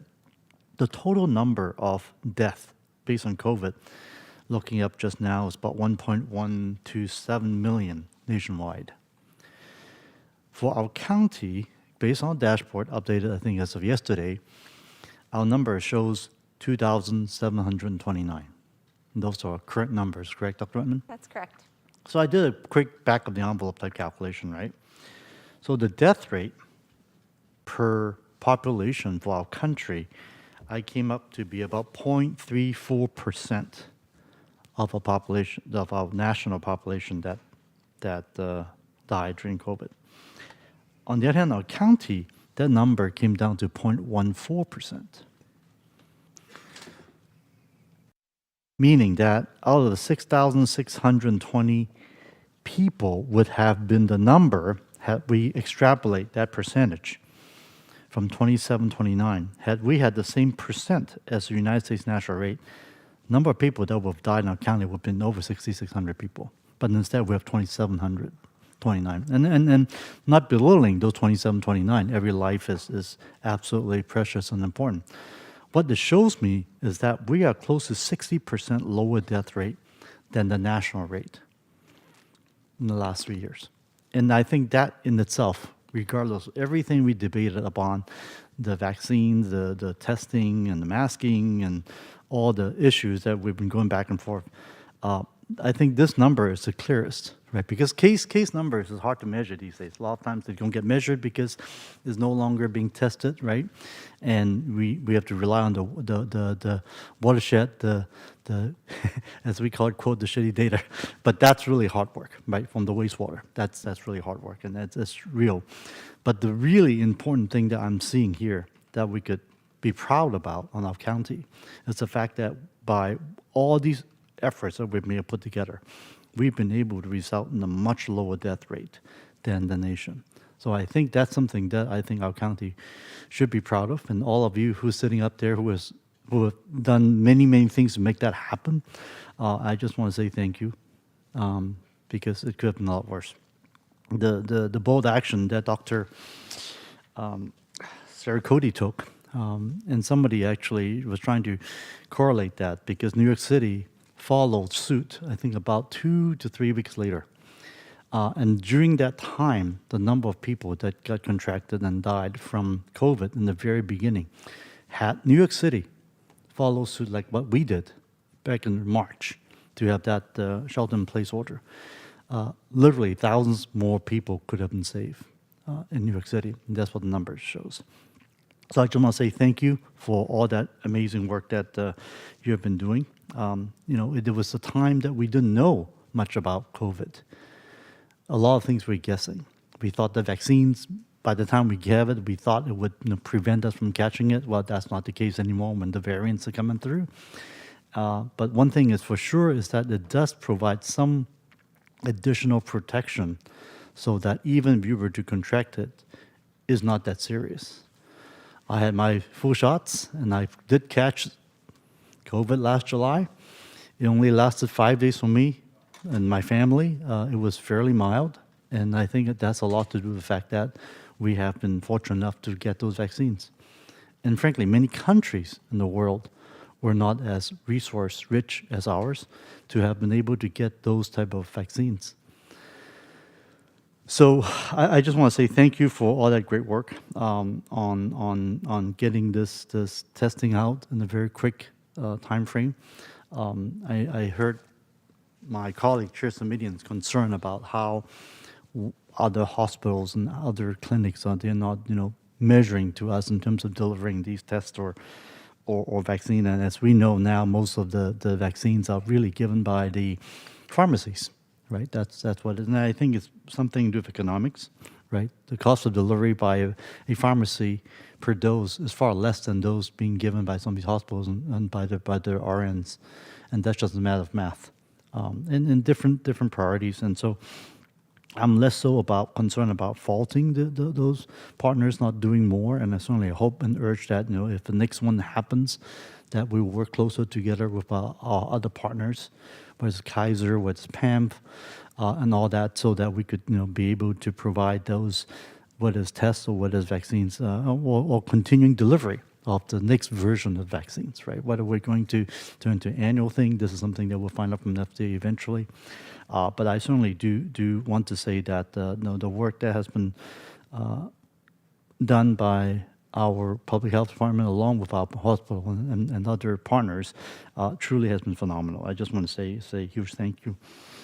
The elephant in the room that we've been talking a lot about is a lot of these skeptics, whether we're talking about skeptics of testing, of vaccines, or of masking, right? We've been talking about that for a long time.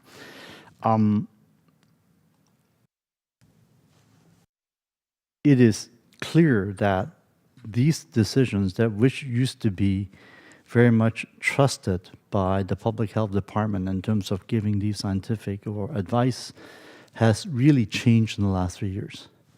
I don't want to mention this for politics, but say Tucker Carlson, right, who does not have a medical degree, certainly has lots of opinions about all of the above, calling masking as child abuse on a kid, calling masking as a control of the populace of some sort. And I just feel sad when I see a federal judge early this week ordering the FDA to stop a drug that the FDA have done years of testing. And when we have political decisions interfering with what science says and what medical professionals are doing, gives me a lot of pause of where this country is going forward. The way the law as stated earlier, why we have that rule that the public health officer has that type of a power is because we do not want politicians. We don't want people like me and Supervisor Simonian with law degrees to be making medical decisions of what's best for people's health.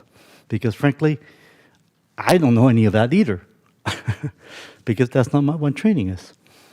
And so I certainly do support what our law has been established in order to allow our doctors, our professionals, and our scientists to make these decisions on our behalf.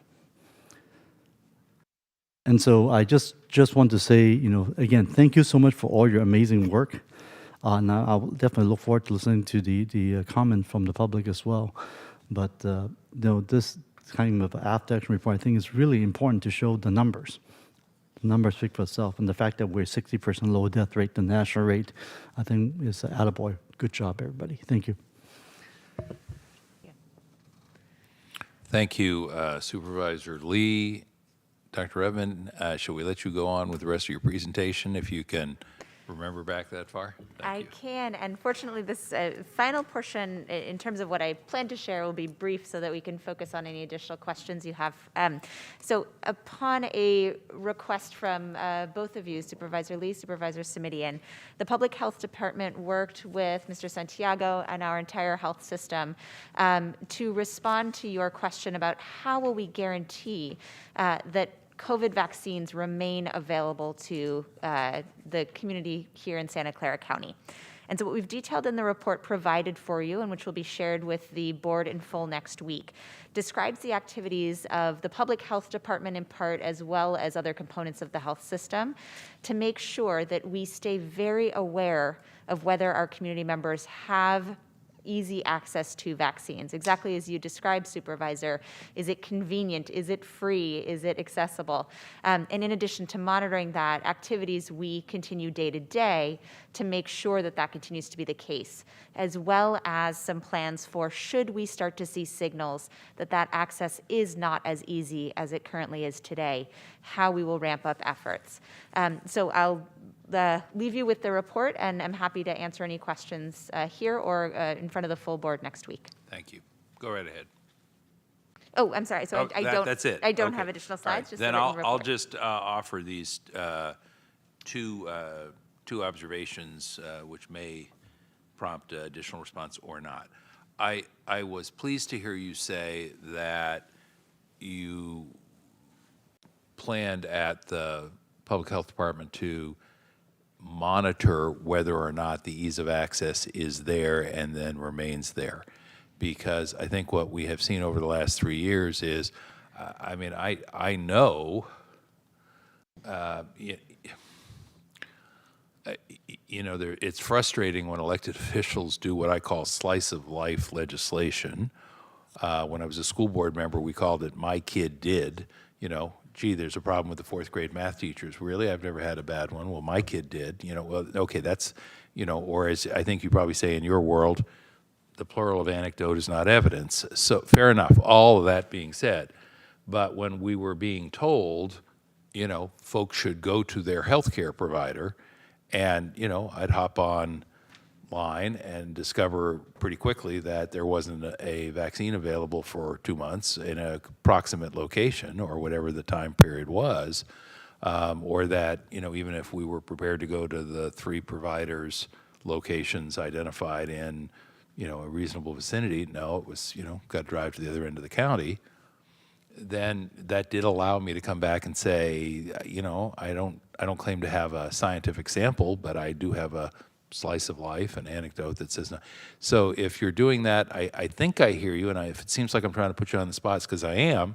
I think I hear you saying you're going to do that in a more systemic way to make sure that when we tell people they should rely on their providers and their pharmacies, that the providers and pharmacies do in fact have appointments and vaccines available or boosters available. Yes? Yes. So what I would add to that is I do think your slice of life, I hadn't heard that term, your representation of your constituents is still incredibly valuable, because our systems that keep an eye on, do people really have the easy access to vaccines? That means they are going to go out and get vaccinated when it's the right thing for them or when they opt to. Will often tell us if 99 or 98% of the system is working, and you may hear about the failures and bring those to us and help us understand why they're happening. So that is still incredibly valuable. But what that comprehensive system looks like for the Public Health Department in terms of keeping an eye on what's really happening is quite involved. We have a pharmacist team that works in great detail with really every retail market or every retail pharmacy to understand their supply. We have the authority and ability to track access to vaccine supply across a wide range of not just county, but private and nonprofit providers. And we have both contract and regulatory, both carrot and stick ways of making sure that our key healthcare partners who reach many of our residents who may have the hardest time finding a doctor or a pharmacy or a place to get vaccinated have extensive support, where we're actually going out and training doctors, making sure they know how to store the vaccine so they never lose a dose, making sure they know how to order more, and making sure we are prepared should that supply chain ever change in its easy access that we're seeing right now, that we have a plan B, C, and D to help shift supply to where it needs to be. If somebody is to go to a county pharmacy, and I'm going to admit to being a little parochial here because I'm thinking of the one in Mountain View that is on the same property with the Planned Parenthood facility, and we have a couple of small offices there. Can they just show up and say, hi, I'm a Santa Clara County resident, and I'd like a vaccine? I will confirm with staff supervisor, but I believe that will be the case. Okay. Now, as you know, Ms. Lorenz, and thank you for the work your organization did in making that facility possible, it's a relatively small facility. It is not I venture to say even a tenth the size of the facility that we recently had in the North County, where people could go for a booster. And by the way, and I should have said this before and didn't, I got universal rave reviews on the way that facility worked. Efficiency, professionalism, courtesy of the folks and the way they were treated. I hope you will pass that along. I know I've shared it with you, Mr. Lawrence, in the past, but I wanted to say it publicly.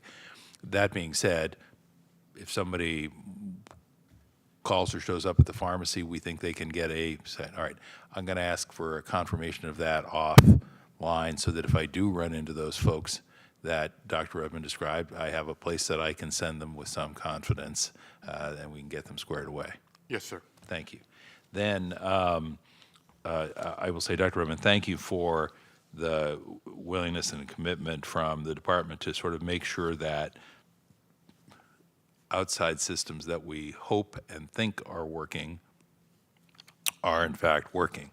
Now, the next piece is, and I know everybody's tired, it's after 3 years, people are exhausted, I get that, but I do think we need to continue to advertise, and I know there's a cost there, Dr. Smith, but I think we do need to continue to advertise just how people can access the booster. As I mentioned earlier, I don't pretend to be your marketing consultant, but I know that the numbers nationally are 33%.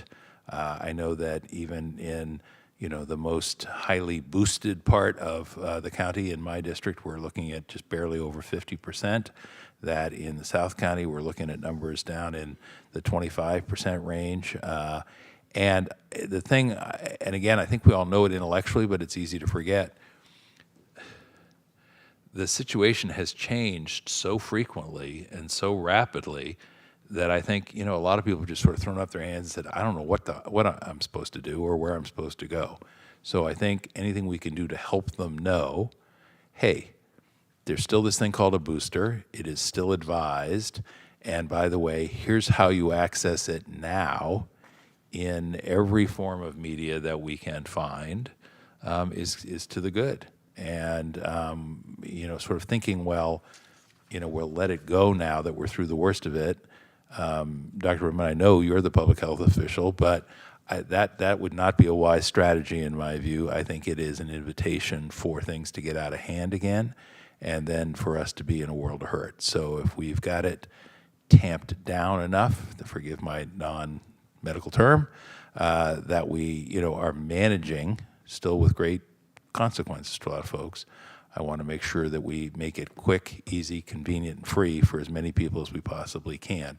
And when we hear from folks on the speakerphone here in a minute, or who might be present, again, my emphasis has been, I'd rather we go find the 20 people who want access and make it quick, easy, convenient, and free, than chasing somebody who is either reluctant or outright not going to go there, because I think that's not just in the interest of the people we get to, but it's in the interest of the whole county from a public health perspective, as I have heard your department communicate the science. That's what I got. Supervisor Lee, anything else before we turn to the public? No, thank you. Thank you. All right, who do we have that's still with us? We have 2 requests to speak. Let's give each of those folks up to 2 minutes and thank them for their patience. Next speaker is Aaron. You have 2 minutes to speak. The timer will start when you begin speaking. Hello. So I'm going to throw out some numbers here. According to Google, the number of residents in Santa Clara County is approximately 1.7 million. The percentage of residents that have completed primary series of COVID vaccines, all ages, is 88.4%. The number of residents, or percentage of residents, the boosters, the bivalent booster is 33.8%. The state of emergency ended on 2/28. The California Department of Public Health ended its masking requirements effective 4/3 for all in custody high-risk settings. The federal emergency ended on 4/10. Now, in regards to masking, I hear people raving about it. However, there's data out there that is easily accessible that indicates that masking has no benefit in stopping the transmission of whether it's COVID or any other respiratory illness. These randomized control trials have shown that there's minimal, if any, positive effect, and that includes both surgical and N95 respirators.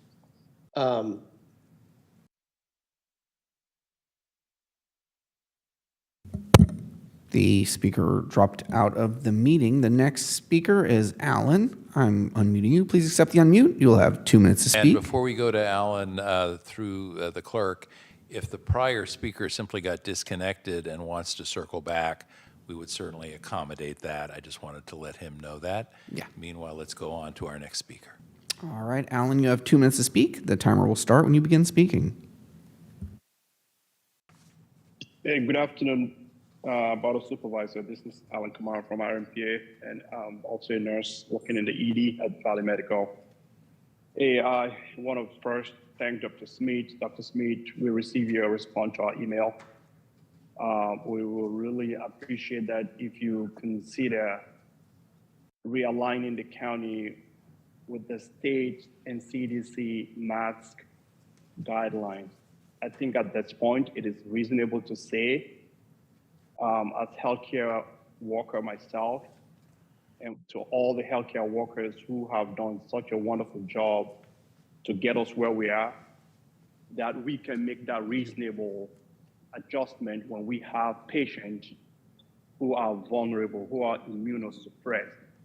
We've been doing that before COVID, and I want you to know that we will be able to do that after COVID. So we are pleading to the Board of Supervisors, to the county executive, to Paul Lorenz, to please change the county administrative policy for masking to align with the state and CDC. I think at this point, it is reasonable to say people are exhausted. Trust is one of the key components in our public health system if we're going to continue to fight a future pandemic. So at this time, on behalf of all our nurses, and I spoke to other labor unions who are also in agreement with this statement. So please, we will appreciate if you can realign. Thank you all. Next speaker is AH. You'll have 2 minutes to speak. The timer will start when you begin speaking.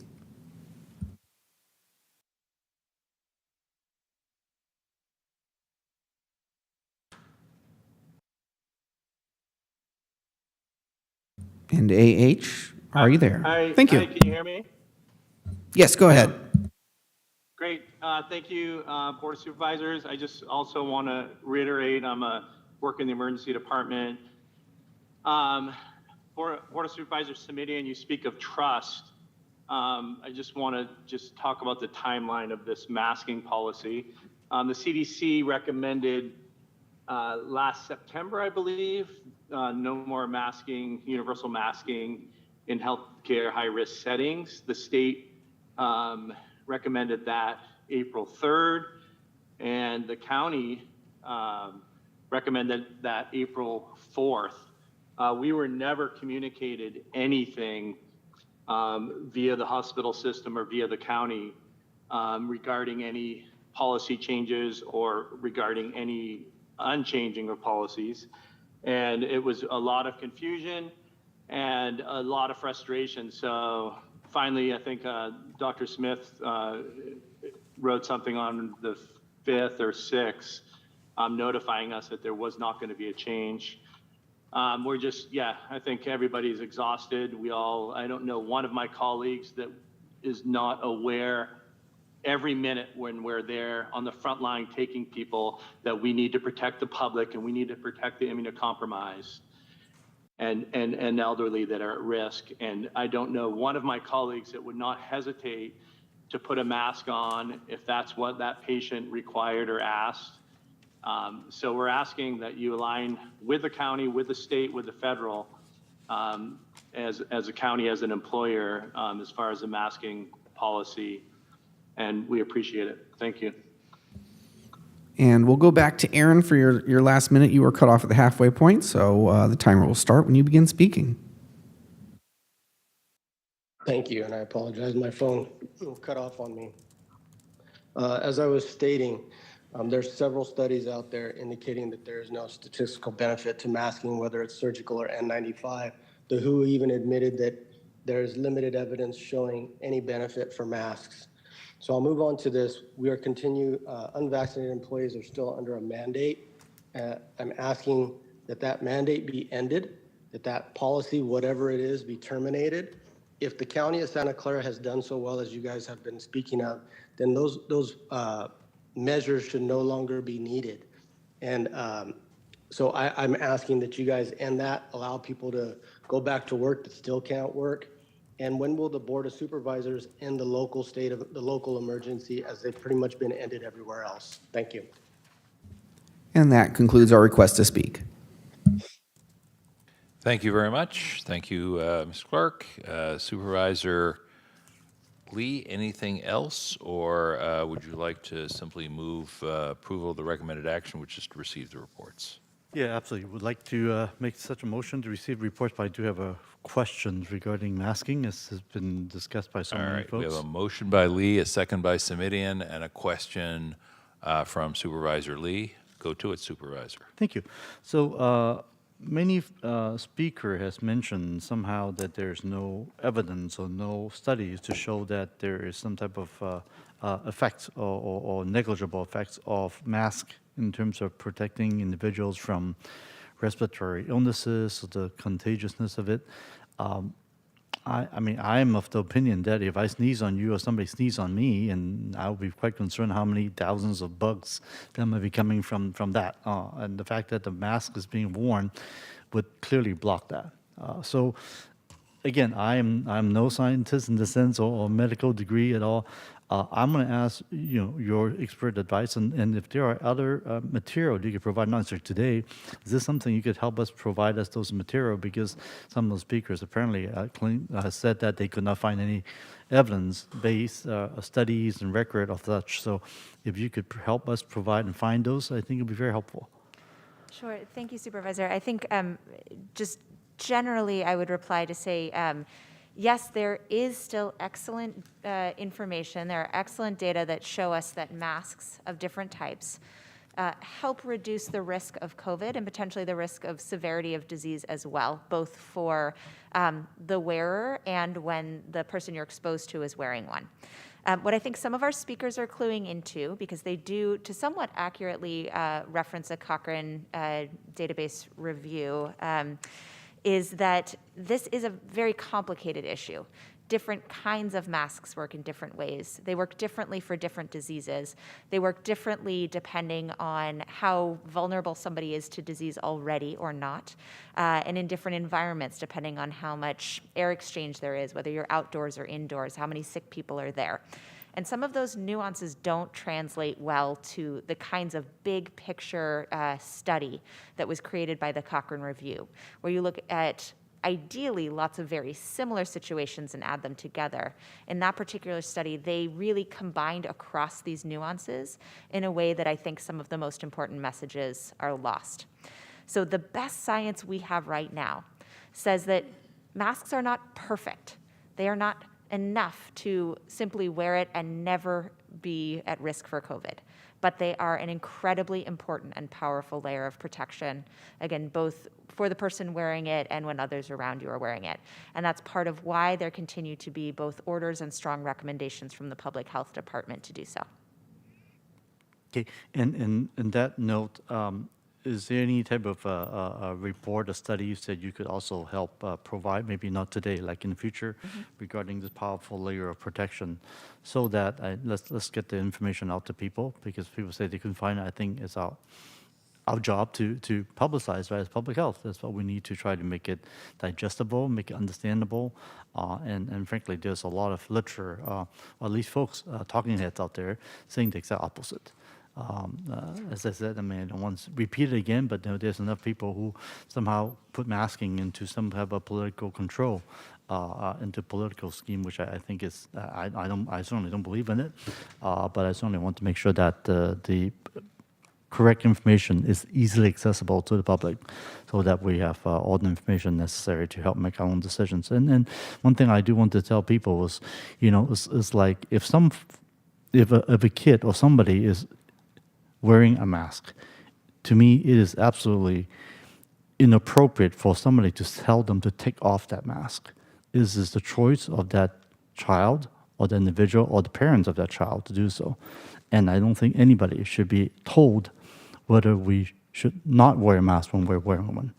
I mean, certainly, I think we should change our masks more frequently because you want these smelling and stinking masks. That's not good either. But at the same time, I really think we need to respect people's rights to decide what to wear the mask when they choose to do so. Thank you. We have a motion and a second. Please call the roll. Vice Chairperson Lee Aye. and Chairperson Simitian. Aye. Thank you. Motion carries unanimously. Thank you. That takes us to item number 6. This is a report back on a referral regarding mental health access for the West Valley.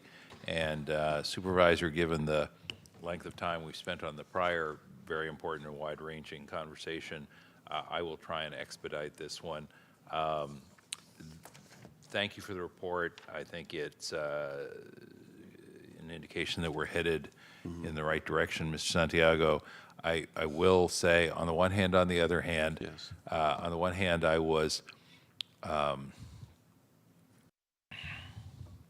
little bit disappointed that so much was tied to the eventual completion of a West Valley clinic, which, given how long everything takes, is years away. On the other hand, I was delighted to see the buy-in on the notion of a West Valley clinic coming to fruition, and that's a real thing on the De Anza site. So I'm going to, on this one, I'm going to say I take the glass as half full, not half empty, and take that view.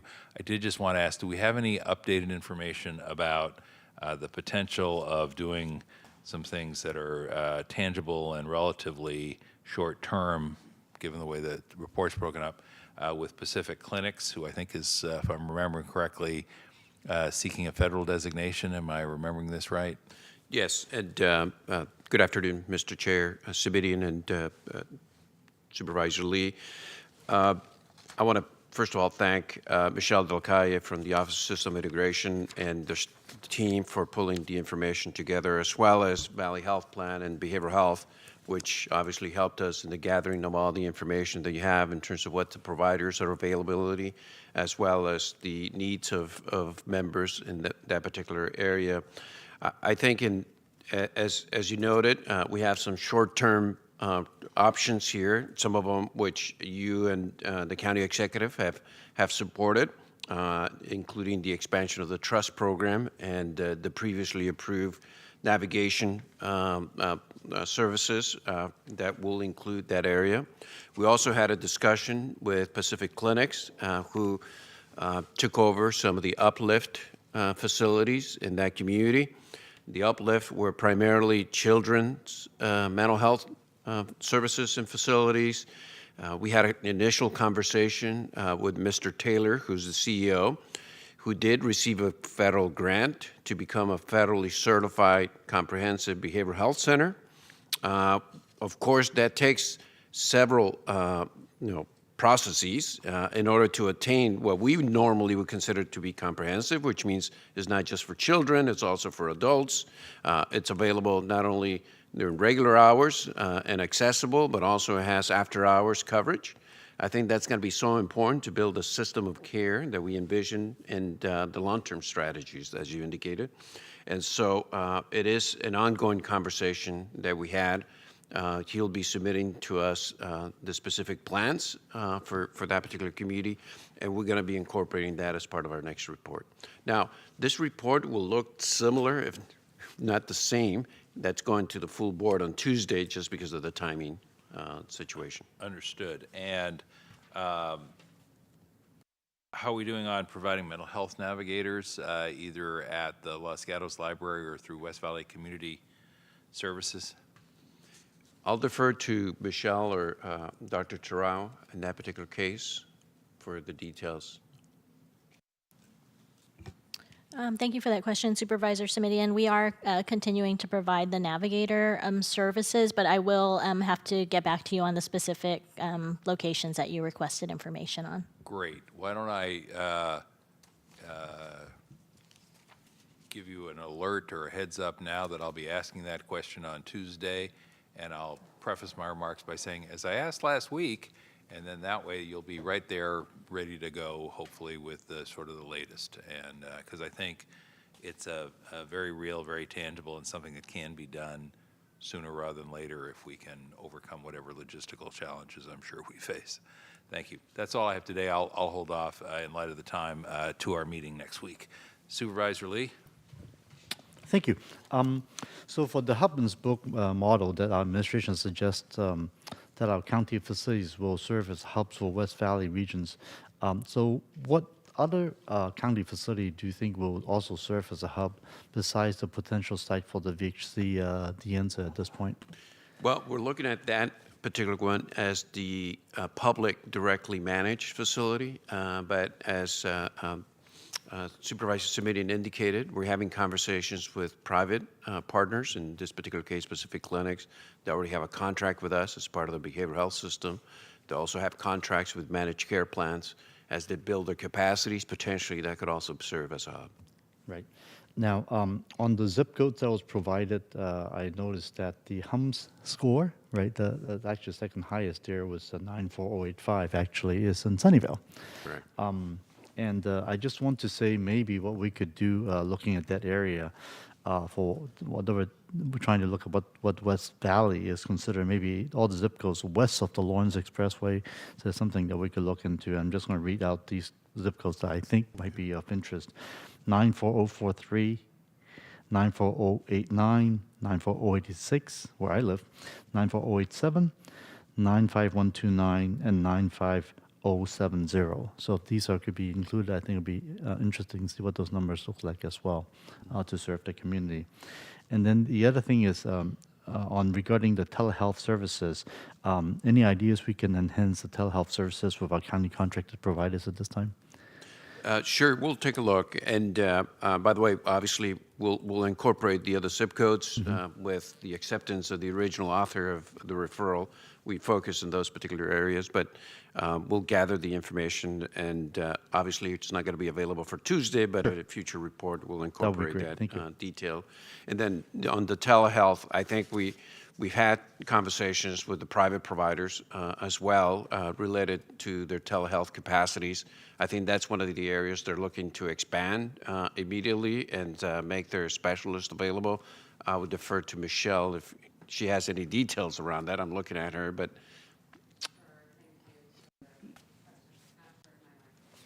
You have to press on. Is my mic on? There you go. Great.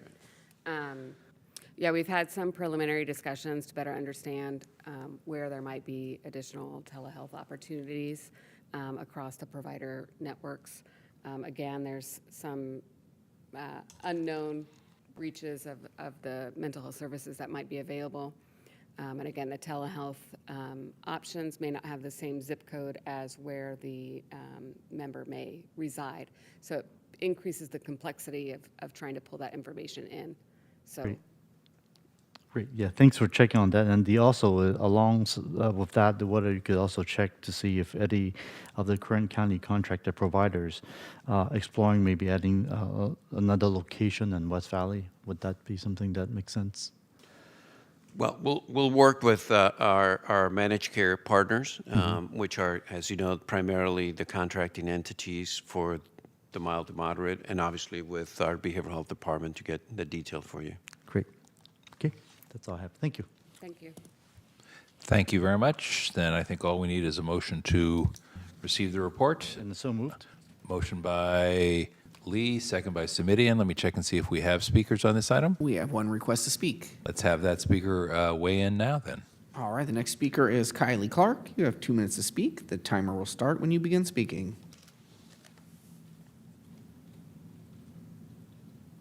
Hello, everyone. My name is Kylie Clark, and I'm the Manager of Advocacy and Public Policy at West Valley Community Services. Thank you so much for spending time addressing the issue of mental health in the West Valley this afternoon. As the designated emergency assistance network service provider for the West Valley, WVCS stands in strong support of expanded mental health care access in the West Valley region of our county. Our agency works day in and day out with many individuals who would benefit from expanded mental health care, and it's abundantly clear to us that West Valley residents are in need of more resources, and that many of the people we serve are doing everything in their power to get the care they need, but the services simply are not there. We greatly appreciate your focus on the short-term, intermediate, and long-term. While we must explore long-term solutions, there's an immediate problem, and it must be treated as such. Everyday people in the West Valley suffer from the lack of sufficient services, and it is crucial that we not treat this problem as a future challenge, but rather address it here and now. Additionally, I want to make sure that y'all know that WVCS is happy and eager to support you in your community outreach efforts. Whether this be in the form of holding focus groups, hosting community meetings with lived experience panels, or something else, we're here and happy to help connect you to the community and to those in need of services. Last, we ask that you give more intentional and specific consideration to our residents who are experiencing homelessness. Our unhoused residents are suffering most from the undeserved consequences of poor mental health. Additionally, this population faces unique barriers that their housed counterparts may not encounter. It is important that we study, acknowledge, and address these barriers to ensure our most vulnerable residents are receiving the care that they need. Thank you for being here today and for all you do for our community. Thank you for your comments, Ms. Clark. And let me just That confirm concludes our that's- request to speak. All right. We have a motion. We have a second. We've heard from speakers. Call the roll. Vice Chairperson Lee. Aye. And Chairperson Simidian. Aye. Thank Motion you. carries unanimously. That takes us to item number 7, the Alcove Informational Report. And this is one where, again, I think we can make this relatively brief. Thank you both for being here. I have a couple of questions. Supervisor Lee, would you like to hear a presentation first? Or Yes, please. Okay, let's go ahead with the questions. And here's what I'm going to say that may surprise you a little bit. Hi, it's nice to see you both. I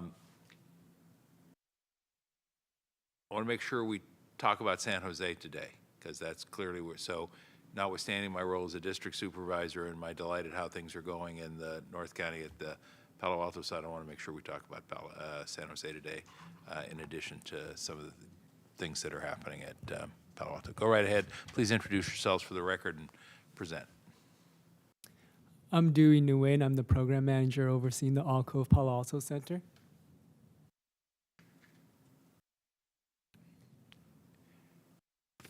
To present.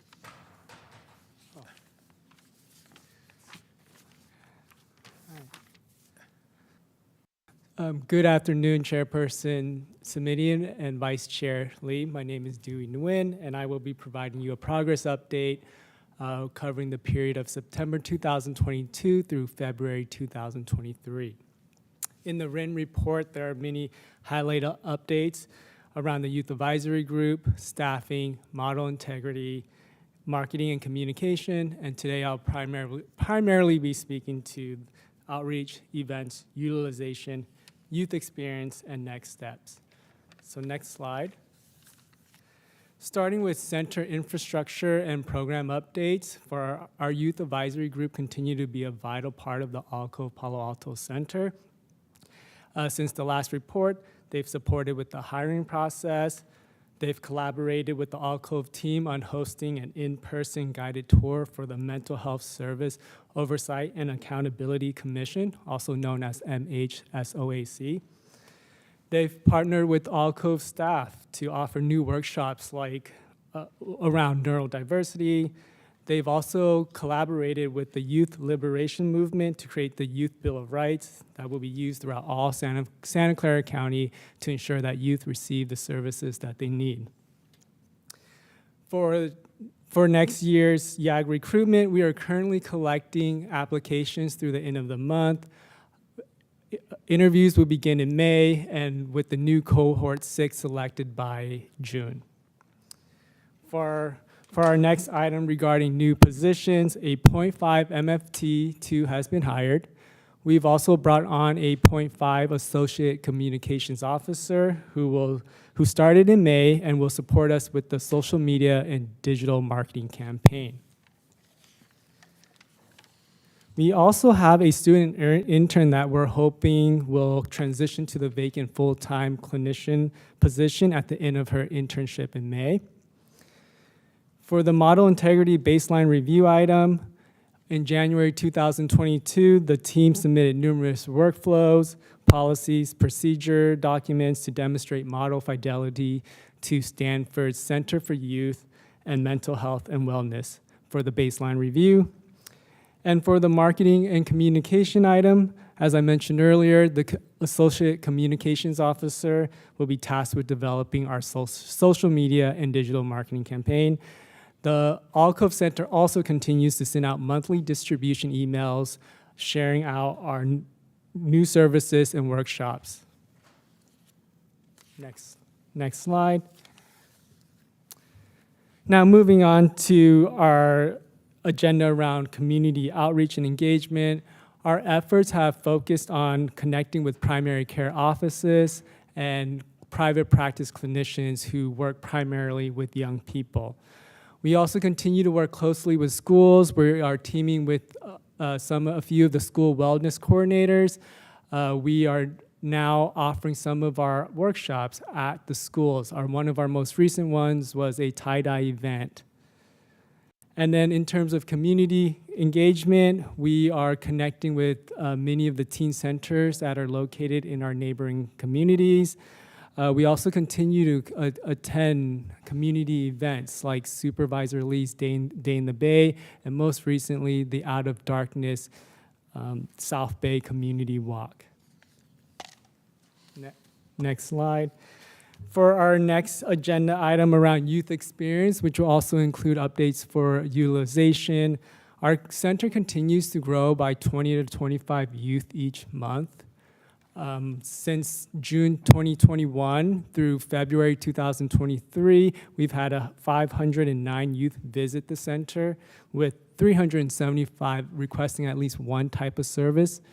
During the reporting period, between September 2022 and February 2023, we've had 153 youth visit the center, with 116 requesting at least one type of service. Youth continue to report overwhelmingly positive experiences of the Alcove Center.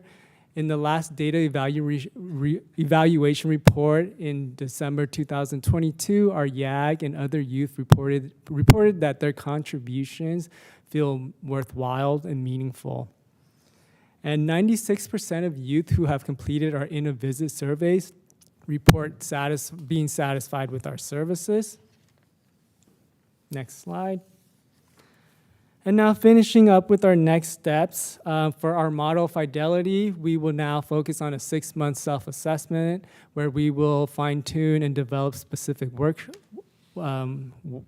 workflows.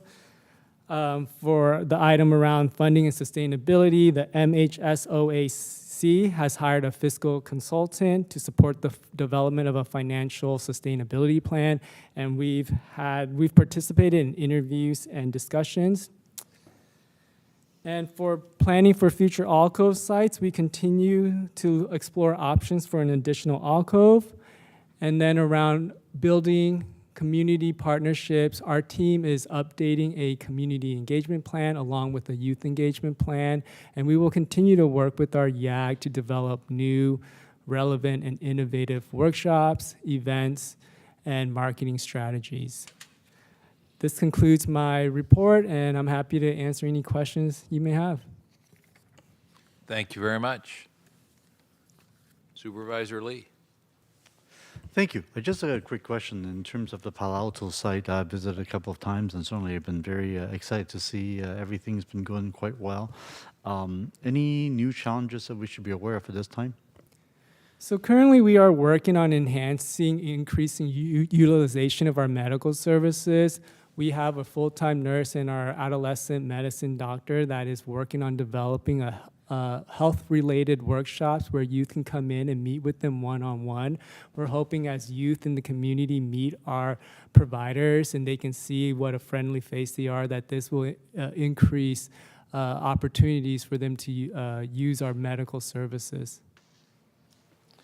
And so you mentioned is the medical services, but the good thing about Alcove is that it actually does provide both medical and also mental health and all that in one place. In many ways, by doing it so, you kind of remove the stigma because of mental health issues. Is that correct? Correct, yes. We're an integrated center where we provide holistic care that targets mental health and physical health. In terms of the usage since the beginning of Alcove, would you say the growth has been fairly steady, or do you think that it has grown a lot more recently after COVID? The pandemic's gone down, that more people are roaming and coming out. Yeah, I would say that our growth has been steady, but we do have continued for growth, and we do have capacity to support the Santa Clara County's needs for mental health services. So you're saying you have additional capacity that you believe more kids could be served at this Yes, we believe so, yes. Good, good, very good. All right, and that's all the questions I have. Thank you, Supervisor. And following up on that question,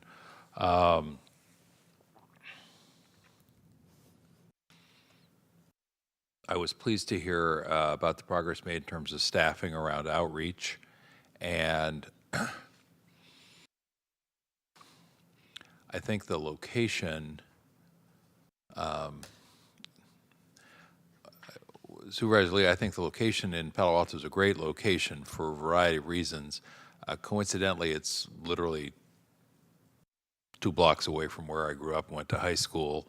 The pizza place that's half a block away is where I used to hang out with my friends, and I know the Midtown neighborhood quite well, and it's a just in terms of transportation access, practicality, it's a great location. I think I would just encourage you, exhort you to take advantage of the outreach staff now being in place to see if we can't get more participation from nearby communities, because while I'm delighted that it's been as well received as it has been and valued as much as it has been, I want to make sure that folks in neighboring communities, Los Altos Hills, Mountain View, Sunnyvale, see it as a resource as well, and that it not just be a Palo Alto thing. I'll also say I think and I'll let you all think this one through, but we hear often from folks on the Stanford campus a concern about the need they feel there for mental health services that, in the view of some, are not readily available. Alcove is a model designed, if I remember correctly, to serve young adults up to the age of about 25. And so that's going to mean that you've got a large cohort of folks who are, literally right next door in terms of jurisdictional boundaries, who might benefit from the services and who might not be part of the typical target audience, but who nonetheless might be, the real beneficiaries of the effort. So I'm encouraging that additional capacity, plus the outreach staffing to sort of work hand in hand to see if you can't reach out to a slightly broader geographic circle now that the program is up and established and well regarded, as I believe it is. Then I mentioned earlier in terms of San Jose, we're in this sort of in-between world, as I describe it, where we have something that's almost an alcove, but not quite an alcove, while you are looking to create what I'll call a true alcove. How is that effort to create a true alcove going in San Jose?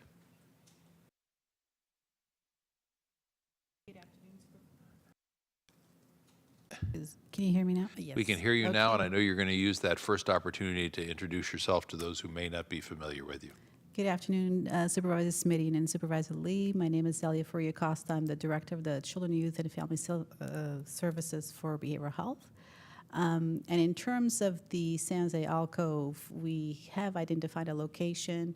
FAF has been working closely with the property management, and we're hoping to hear soon what the outcome is going to be. They've been in negotiations now for some time. Thank you. So fingers crossed, and we think we're close. Okay. Mr. Nguyen, there was a reference in one of your slides to a, quote, new location, and I couldn't tell if that new location reference was the San Jose location or a new location somewhere else in the county, just so I understand what I was looking at. Yes, that's in reference to the San Jose location. Thank you. All right. Well, I'm good. Thank you. Short version is, I hope we can get a true alcove up and running in San Jose as soon as possible, and I hope the North County alcove, which has been up and running and I think has been very well received, can provide service to a broader geographic area now that it's well established. And let me check with the clerk, see if we have any speakers on this item.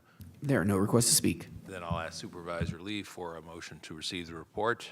Yes, so moved. I'll second, and we'll call the roll. Vice Chairperson Lee? Aye. And Chairperson Simidian? Aye. Thank you.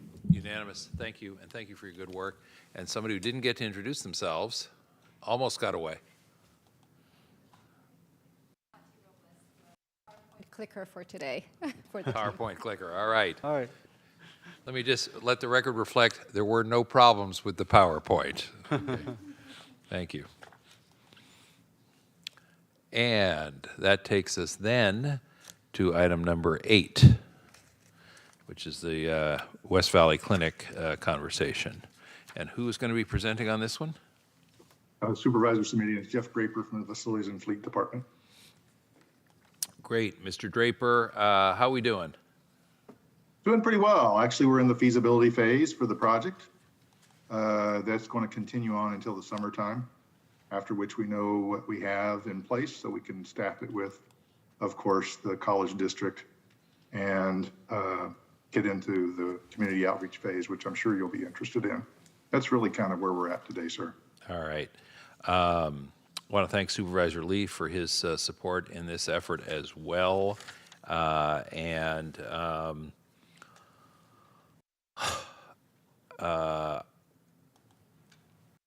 Draper, I have asked for these reports to come to committee just so we can kind of keep tabs on how things are proceeding, April and June.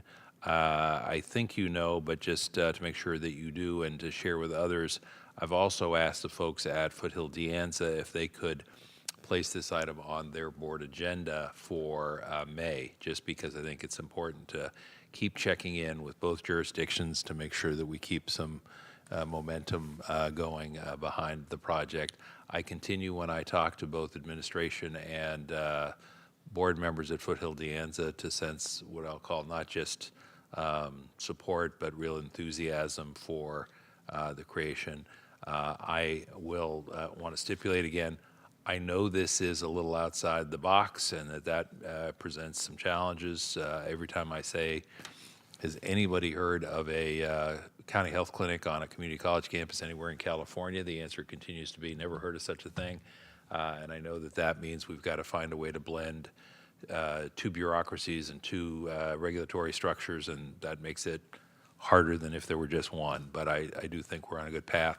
If I was to say to you, when are we going to see that feasibility study, looking through the materials you provided, as of today, what's your best bet? August 15th, my earliest time I will see a draft. Okay. And remind us what the process is then, and Dr. Smith, if you want to weigh in here, I'm trying to figure out how we take this from feasibility to reality. And so what does the process look like? Let's say August 15th was the date. What would you say then? My immediate response would be that I think we need to have a little time to staff it. Clearly, we'll probably have some staffing along the way with ideas, but kind of have a final staffing effort with the college and then ultimately the college district to make sure that we're on track together. so that as we start moving the project forward into what we would say is the design phase, sometime in the fall, maybe a little later, that we're able to move the project forward. And, some of it that's happening on, in parallel at the same time would be community outreach. So those two things, community outreach and finalizing the feasibility study within both ours and the college district's terms to have a project we can move forward into the design phases, the next steps. And Dr. Smith, if you could help at least me understand, what's the next point in time when we need the board to say, yes, keep going on this? Is it when it's time to do the design, or are we already authorized to say, no, the board's given us enough authorization to keep moving forward without additional board confirmation? What are you going to need, and when are you going to need it from the board? I'm trying to plan ahead for what I'm going to need. Planning and Aaron. I think, Jeff, we have authorization to go ahead with planning. Is that right? Correct. And just to be clear, planning includes, excuse the interruption, the word design that Mr. Draper used a moment ago. Right. It does not. Okay, we have, I look forward to a happy outcome to this. Planning and design are different. Planning and design are different, all right. So could we get a off-agenda report on next steps that will be necessary so that we have those issues already resolved, so that when you come back with a feasibility analysis or feasibility study, we aren't saying, okay, now what do? We know for sure what the next step is, and don't. How about I embellish that with a projected schedule so you can kind of track it all along the way, Supervisor? That'd be great. And if there is Dr. Smith and Mr. Draper, I'll say thank you and take yes for an answer. But if there is a need for a yes, we want to keep going, thumbs up or thumbs down, would love to have that in September or October or November. I just worry that in December, all of a sudden, things get kicked to the following year. It's a heavy workload.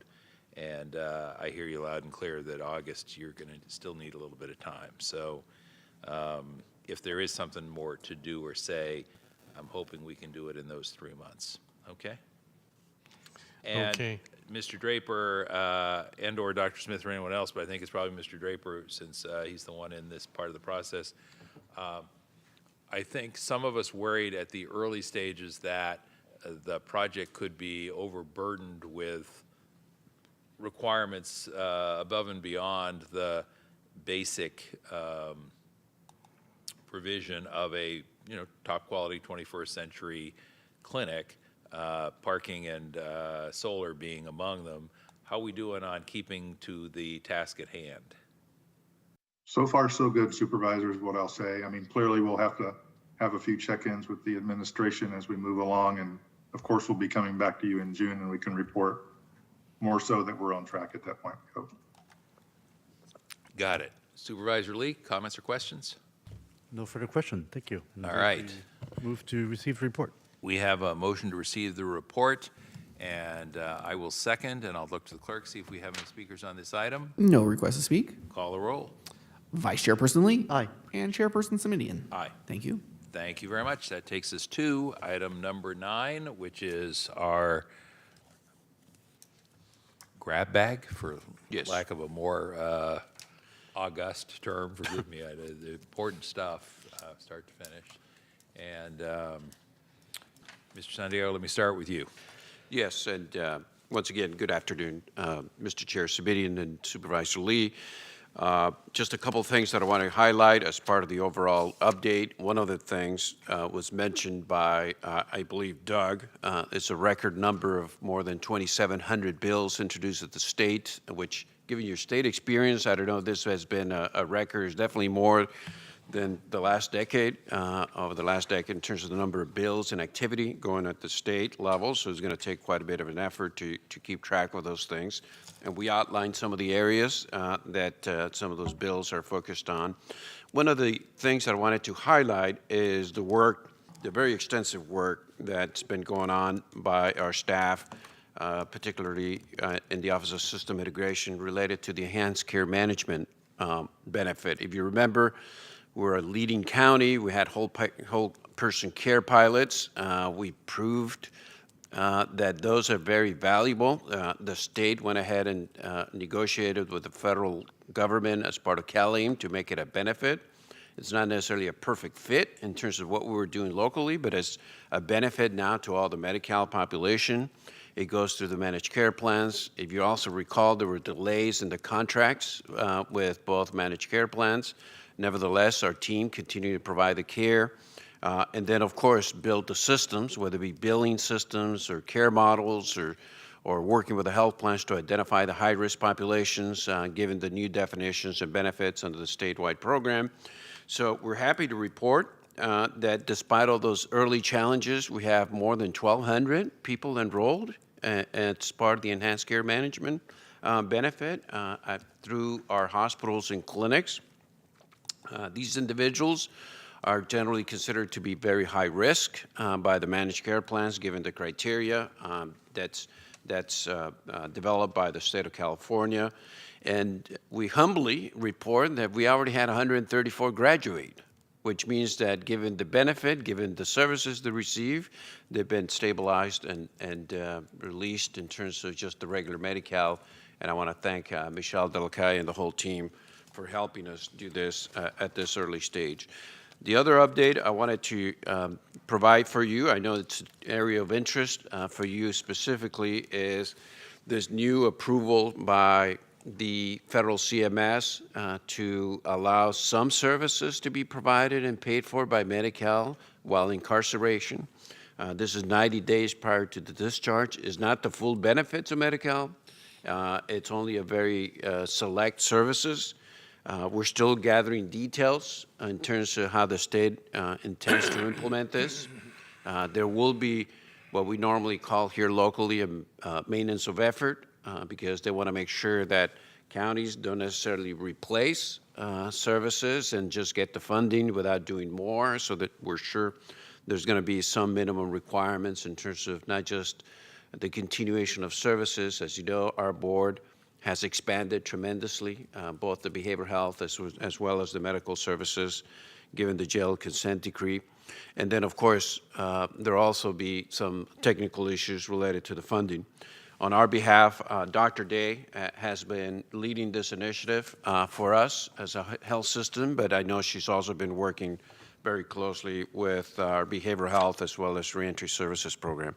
That provides pretty much a brief update unless you have any questions. Thank you. I'm good. Supervisor Lee, you're good as well? Yeah, we're good. Very excited to hear about being the first state to provide the services that's 90 days prior to release. So I'm looking forward to the good news and how that system's working. Thank you. Thank you. Thank you. That takes us to B, Public Health. Anything else from Public Health? Nothing additional. Dr. Rodman, excuse me, I keep calling Dr. Rodman because I had a childhood physician named Dr. Rodman, so, and let me just say you're nothing like him. I'll start there. And the second thing I want to say is, how did you miss an opportunity to lean in on Distracted Driving Awareness Month yet again? And I'm teasing just a little bit here because I did want to use this opportunity to say thank you for your participation in our telephone town hall. You really did a fine job, and I appreciate it. And thank you as well. I guess we go now to you, Mr. Lorenz, for your portion of item 9. Yes? Yes, good afternoon. At this point in time, I have nothing further to report outside of the written document, but I'm happy to take questions. Except I have the opportunity to say thank you for sending Dr. Luna Hussein from O'Connor to the press conference with the sheriff on Distracted Driving Awareness Month. She did a marvelous job as well and appreciated it. And I gather it was the first time she had done a press conference, and I just told her to hold off until I was termed out before she announced her candidacy for anything. That was all she really did a marvelous job, very effective communicator, and obviously a very caring and passionate professional. I did want to take the opportunity here to stop and say, could we have a brief conversation, and unfortunately 4:30 is our hard stop today, on mifepristone and where we are on this issue. I know it is a federal issue. I know that there are some state implications. I know it's clearly a legal issue, Mr. Press. I see Supervisor Lee's leaning in as well. He's pushed his button. But Mr. Lorenz, the reason I'm taking it up with you is because I really want to get a sort of a bottom line answer to the question, how does this impact our patients and our county? So, who'd like to start? What's the legal state of play? Because even for those of us who are trained as lawyers, we got one court saying one thing, we got another court saying another thing, and we got the County of Santa Clara weighing in, and thank you for that. You can share a little bit with us about how you responded to the seemingly long ago referral, but one that was apparently well received. Yeah, so state of play, and thank you for this opportunity to discuss this. The state of play right now is that the district court order from Texas, it stayed. It is not in effect until Friday. The court imposed its stay upon itself to give parties a chance to go to the appellate courts, which is where they are now. And quite frankly, I've been refreshing the appellate court website during this entire meeting. An order could issue imminently. It looks like briefing on the FDA's emergency motion is now complete. And so we're just waiting for the Fifth Circuit Court of Appeals to render a decision. But there's a lot of untangling, so if you don't mind, I need to kind of explain. Please, proceed to untangle. So there's two lawsuits that are at issue here about mifepristone.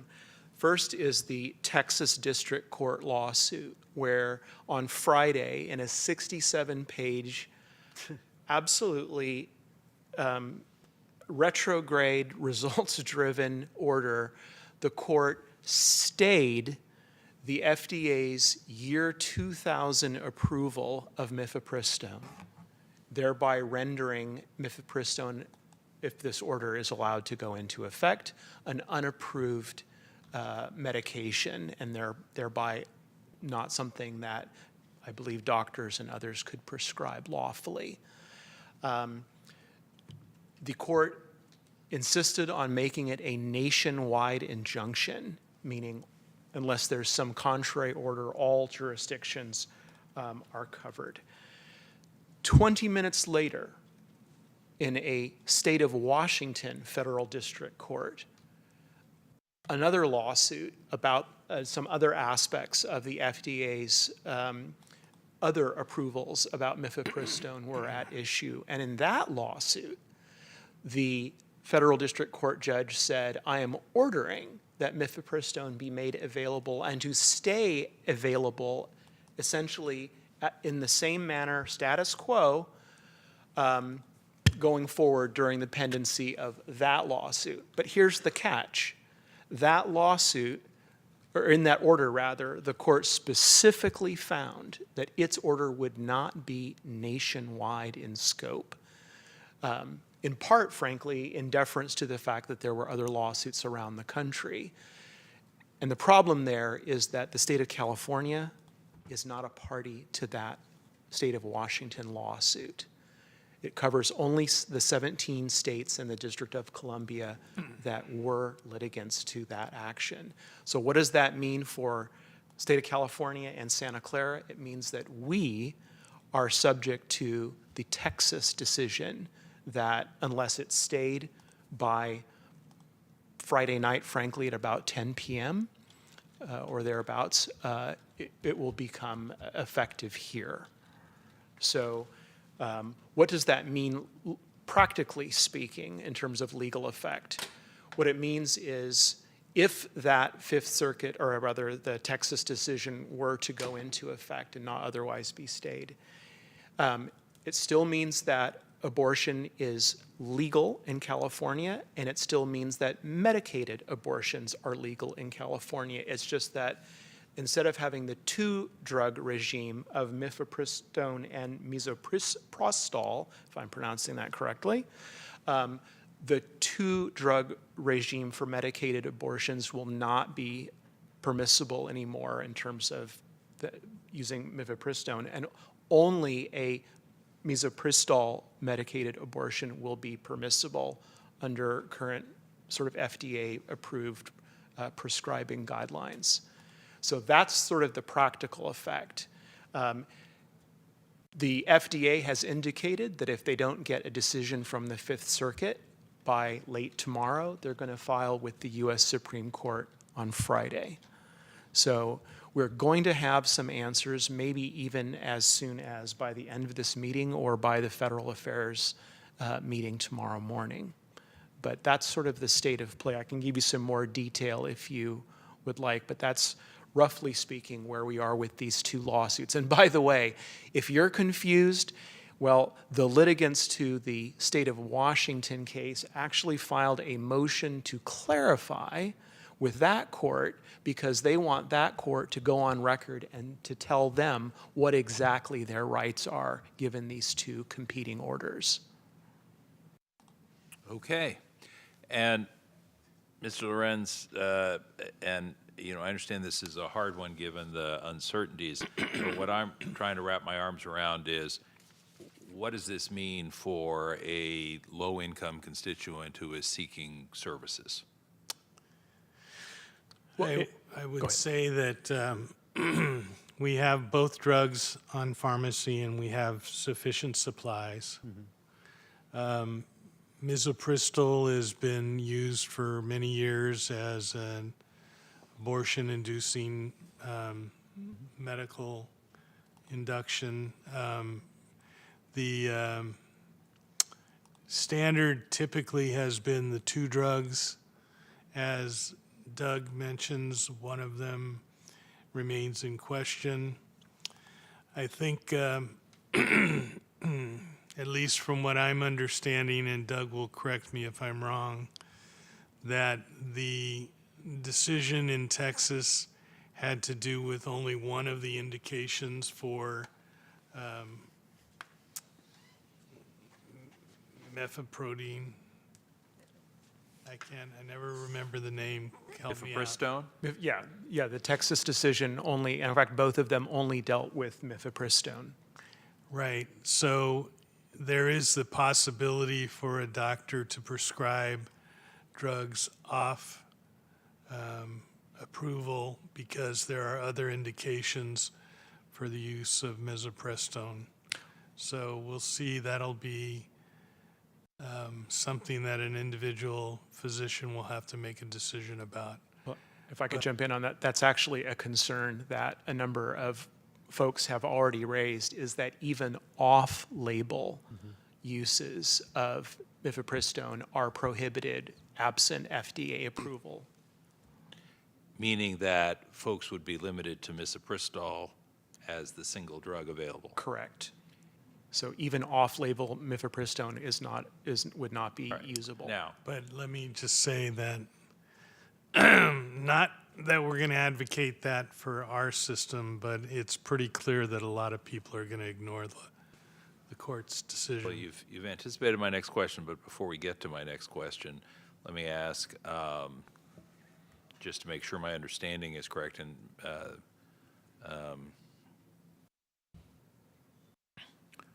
Mr. Margolin, thank you for being here. I'm going to get to you in a moment, sir, so I'm glad you're leaning in. So my understanding is that the use of the single drug, however, is not only involves more pain or discomfort for the patient, but is also appreciably less effective in terms of its efficacy rate. Supervisor, so Dr. Fong Nguyen is here, but that is correct as we understand it. All right. So, and Dr. Nguyen, thank you. Come on up. I may or may not need to tap into your expertise, but I'm asking that question because while there are obviously a host of other considerations here, for a health and hospital system, among the bottom line considerations has to be effectiveness. And so we're talking about potentially being obliged to use a protocol which is demonstrably less effective. Have I said that correctly? Yes, that's accurate? Doctor? Yes, Supervisor. So the misoprostol alone regimen is the WHO recommended regimen actually, then it's used extensively outside the United States. It is correct, Supervisor Simitian, that the effectiveness of misoprostol alone is less than the 2-drug regimen. However, it's still well in the 70s to 80% effectiveness. However, what this will cause for us is because effectiveness significantly decreased compared to the 2 regimen, what will happen is we would anticipate that a significant portion of the patient that choose this single agent will end up needing additional treatment. So we'll potentially need emergency room evaluation because a patient might have significant pain, bleeding, retained product of conception, and also a portion of those patients will eventually need surgical intervention, like a procedure to evacuate the uterus. And the irony here is that all of that would be available under California law, even if there was a prohibition on access to mifepristone, yes? Yes. All right, so now, Dr. Smith, back to you, and I'm going to do something I've never done in 10 years of working with you, but we're in our last few months together here, so I'm going to take the liberty. I'm going to ask you to think carefully before you respond. As if I never think. No, I would never, ordinarily, I would never presume to make the suggestion, but in this case, I'm going to presume.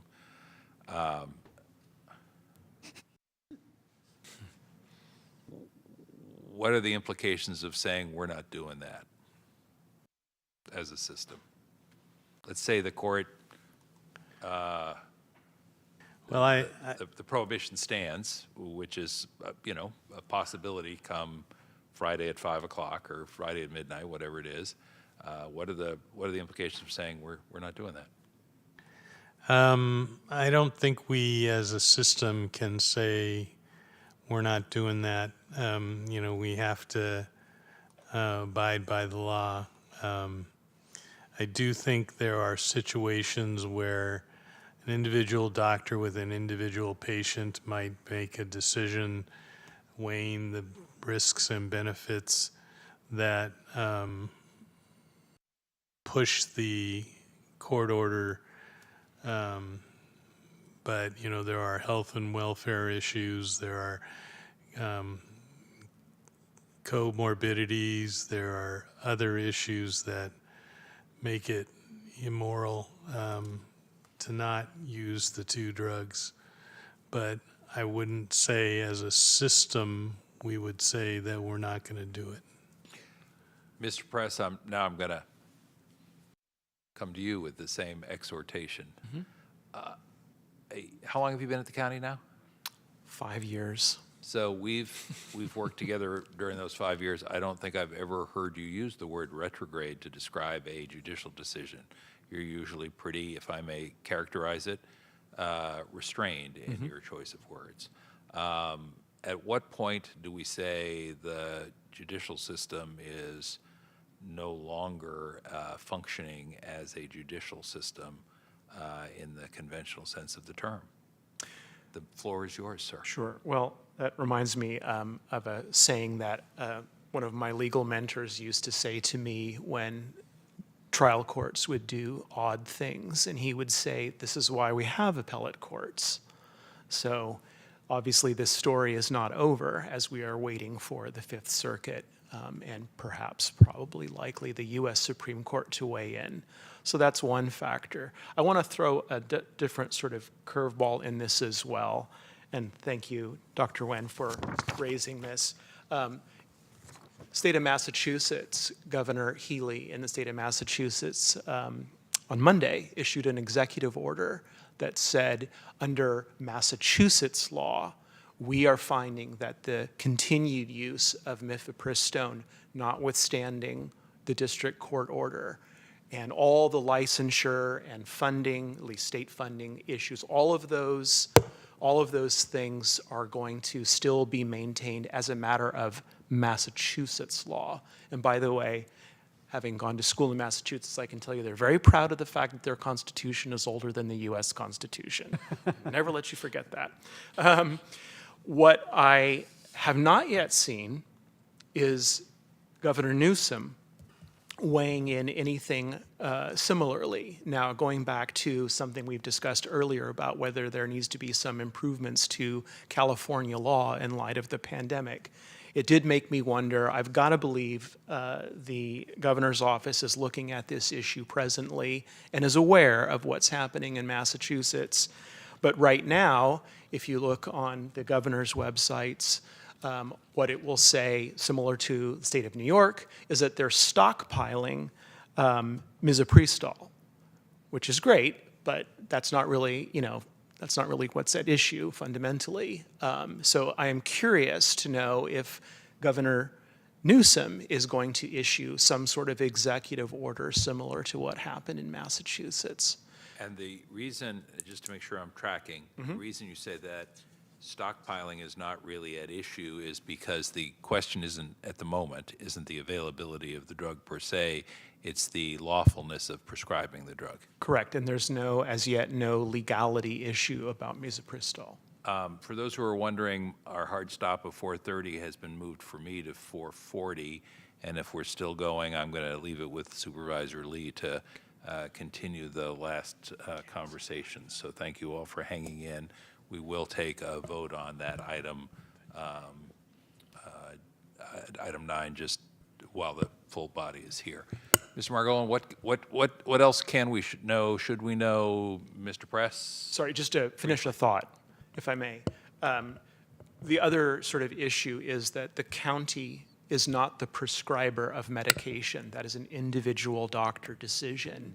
And so something else, if someone from the governor's office is listening, something else I would like them to address is medical board implications.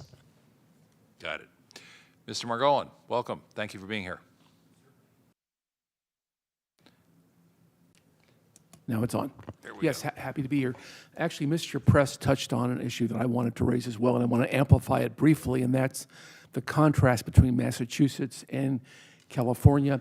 I did see the executive order that Governor Healy put out, and one point just worth noting as we wait to see what Governor Newsom does, it appears to reference a shield law passed in Massachusetts in 2022 that the executive order is expanding to cover these circumstances. So whether or not we have an equivalent law on the books in California, I don't know. We'll find out, I'm sure, shortly.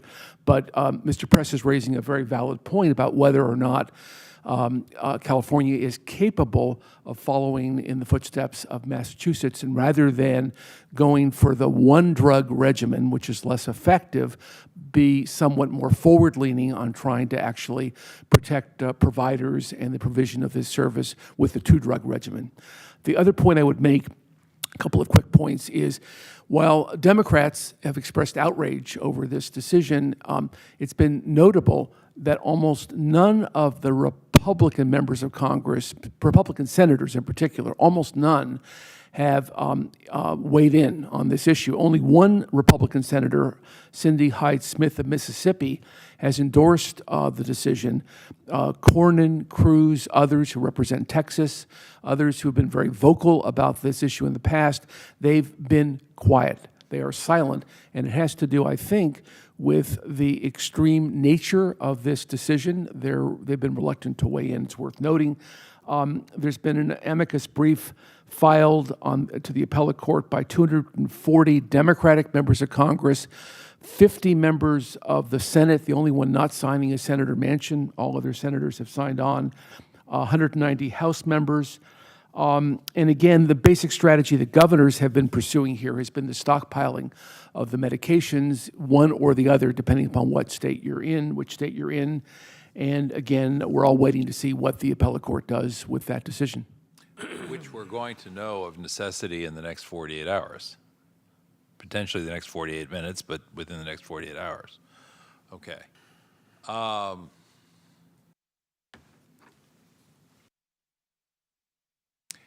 And Mr. Press, we of course have it, but in response to the direction from the Board of Supervisors from some months ago, the County Counsel's Office has filed an amicus brief in this matter, yes? That's correct, last night. And that amicus brief that was filed last night is with respect to the Texas case, yes? That's correct. And that's the case that we're going to know something about pretty darn soon. It is the case we're subject to, and it is the case that we're going to hear about something soon. All right, thank you. Supervisor Lee. Thank you. I just want to highlight what this opinion we've been talking about for the last half an hour, why this is such a big deal, is that in the history of this country, this is the very first time a judge has unilaterally removed a drug approved by the FDA. Not somebody who has a medical or scientific background, but somebody who has a law degree. And nothing against law degree, I have one of those too, same as Chair Simidian, but I certainly don't think we have any role in our life in our law school that taught us why a drug should be removed against the FDA or a scientific notion.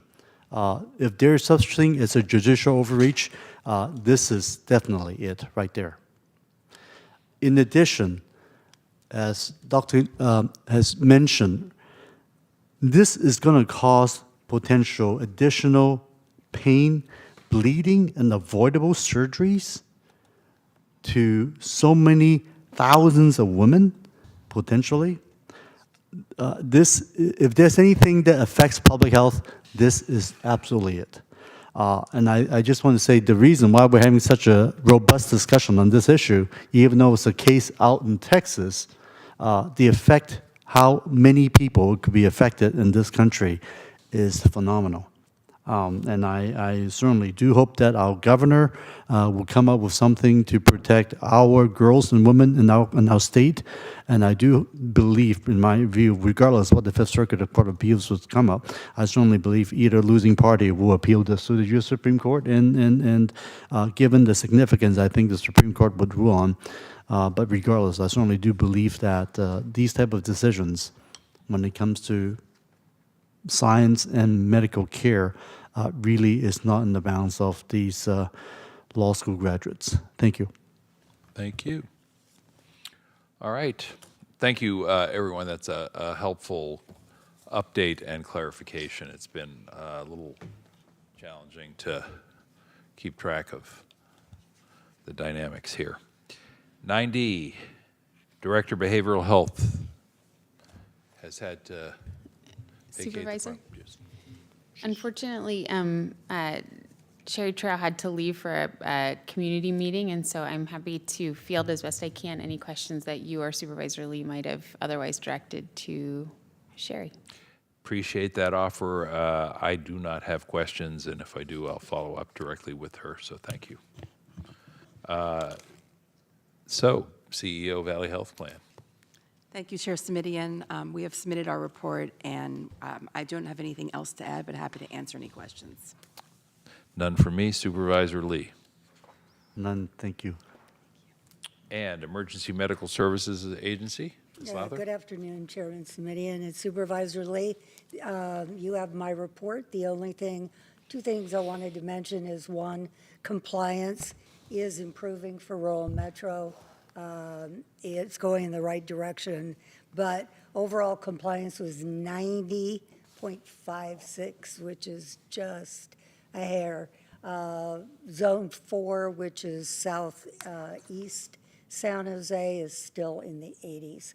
So staffing-wise, they brought on 5 more during the month of March. And my only other thing is everything has been rolled out for distracted driving, except one translation, and that should happen today or tomorrow. Thank you for taking my subtle hints along the way on Distracted Driving Awareness Month. It really is a lifesaver. Thank you. And on compliance rates, forgive the historical illusion, but too soon, I think, to put the mission accomplished banner up anywhere in the chambers. So important that we get those numbers up to the right place. And Supervisor Lee, you okay on that one? Shall I go on to custody health and Dr. Day? Good afternoon, supervisors. You have my written report, and I have nothing else to add, but I will be happy to take any questions. Supervisor Lee, anything? Nothing. Thank you. Dr. Day, this is going to seem a little out of left field for you perhaps, but I think you know we have the Nunez report coming to our Board of Supervisors in May if we're still on schedule. I'm just going to give you some encouragement, which I doubt you need, but to be thinking about how you want to navigate that, because I think that's going to be a hard conversation for our board and our county, which is why I asked that we have it.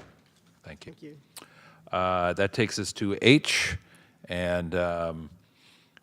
Margolin, our hard stop has been adjusted by 5 minutes, so this may be one of those times when your speed talking serves you well, sir. Well, I will summarize quickly. The most important issue to talk about is the debt limit negotiation, and the current status of that is there are no negotiations going on between the House Republicans and the Biden administration. Speaker McCarthy keeps on asking for negotiations. President Biden says this is non-negotiable. We need to have this debt limit raised. So the strategy that the House Republicans are now pursuing is this. They are trying to put together the votes for a temporary debt limit increase attached to a series of issues that are Republican consensus items that may or may not relate to the deficit, but package them together, pass that in May, if they can, maybe June, to the Senate with this debt limit extension, and then basically say this is the problem of the Senate and the Biden administration. We've done our part. We've extended the debt limit. It's sort of a maneuver. It's not really going to solve the issue.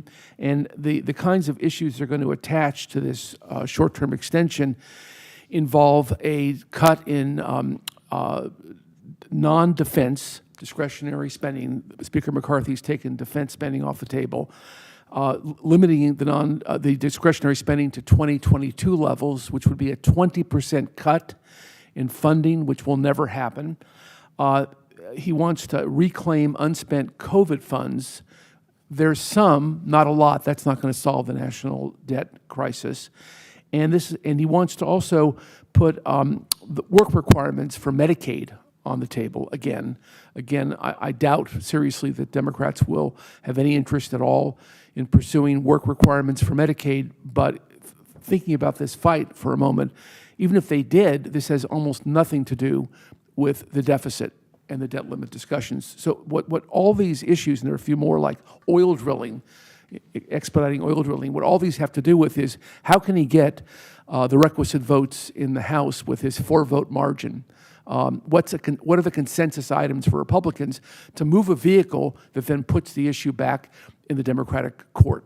So a lot of maneuvering. These are the issues that are being talked about. I wish I had more hopeful news to provide, but that's all I have on that front. No, thank you for that. Thank you for the additional insight on the mifepristone conversation. And on the debt question, I guess, to be clear, if I understand you correctly, even if that maneuver worked in the sense of a piece of legislation moving out of the House with Republican votes to the Senate, it's unlikely that the work product of the Republican House would be acceptable even for a short-term solution in the Senate, which means we're still at square one in terms of where we are, except we've lost a month and a half in the meantime. That's correct. Okay. So, ordinarily, I'd say it's always good to see you, Mr. Margolin, but a little hard after that. Let me check in and make sure, do we have speakers on item 9? There are no requests to speak. Then I'll ask for a motion to approve the report as received. We have a motion by Lee, second by Semidian. All those in favor, please say aye. Aye. Aye. Sorry, I cut you off there. Ordinarily, that's your job description, but you have a unanimous vote. Without objection and hearing none, we are adjourned. Thank you all very much for your flexibility with today's schedule.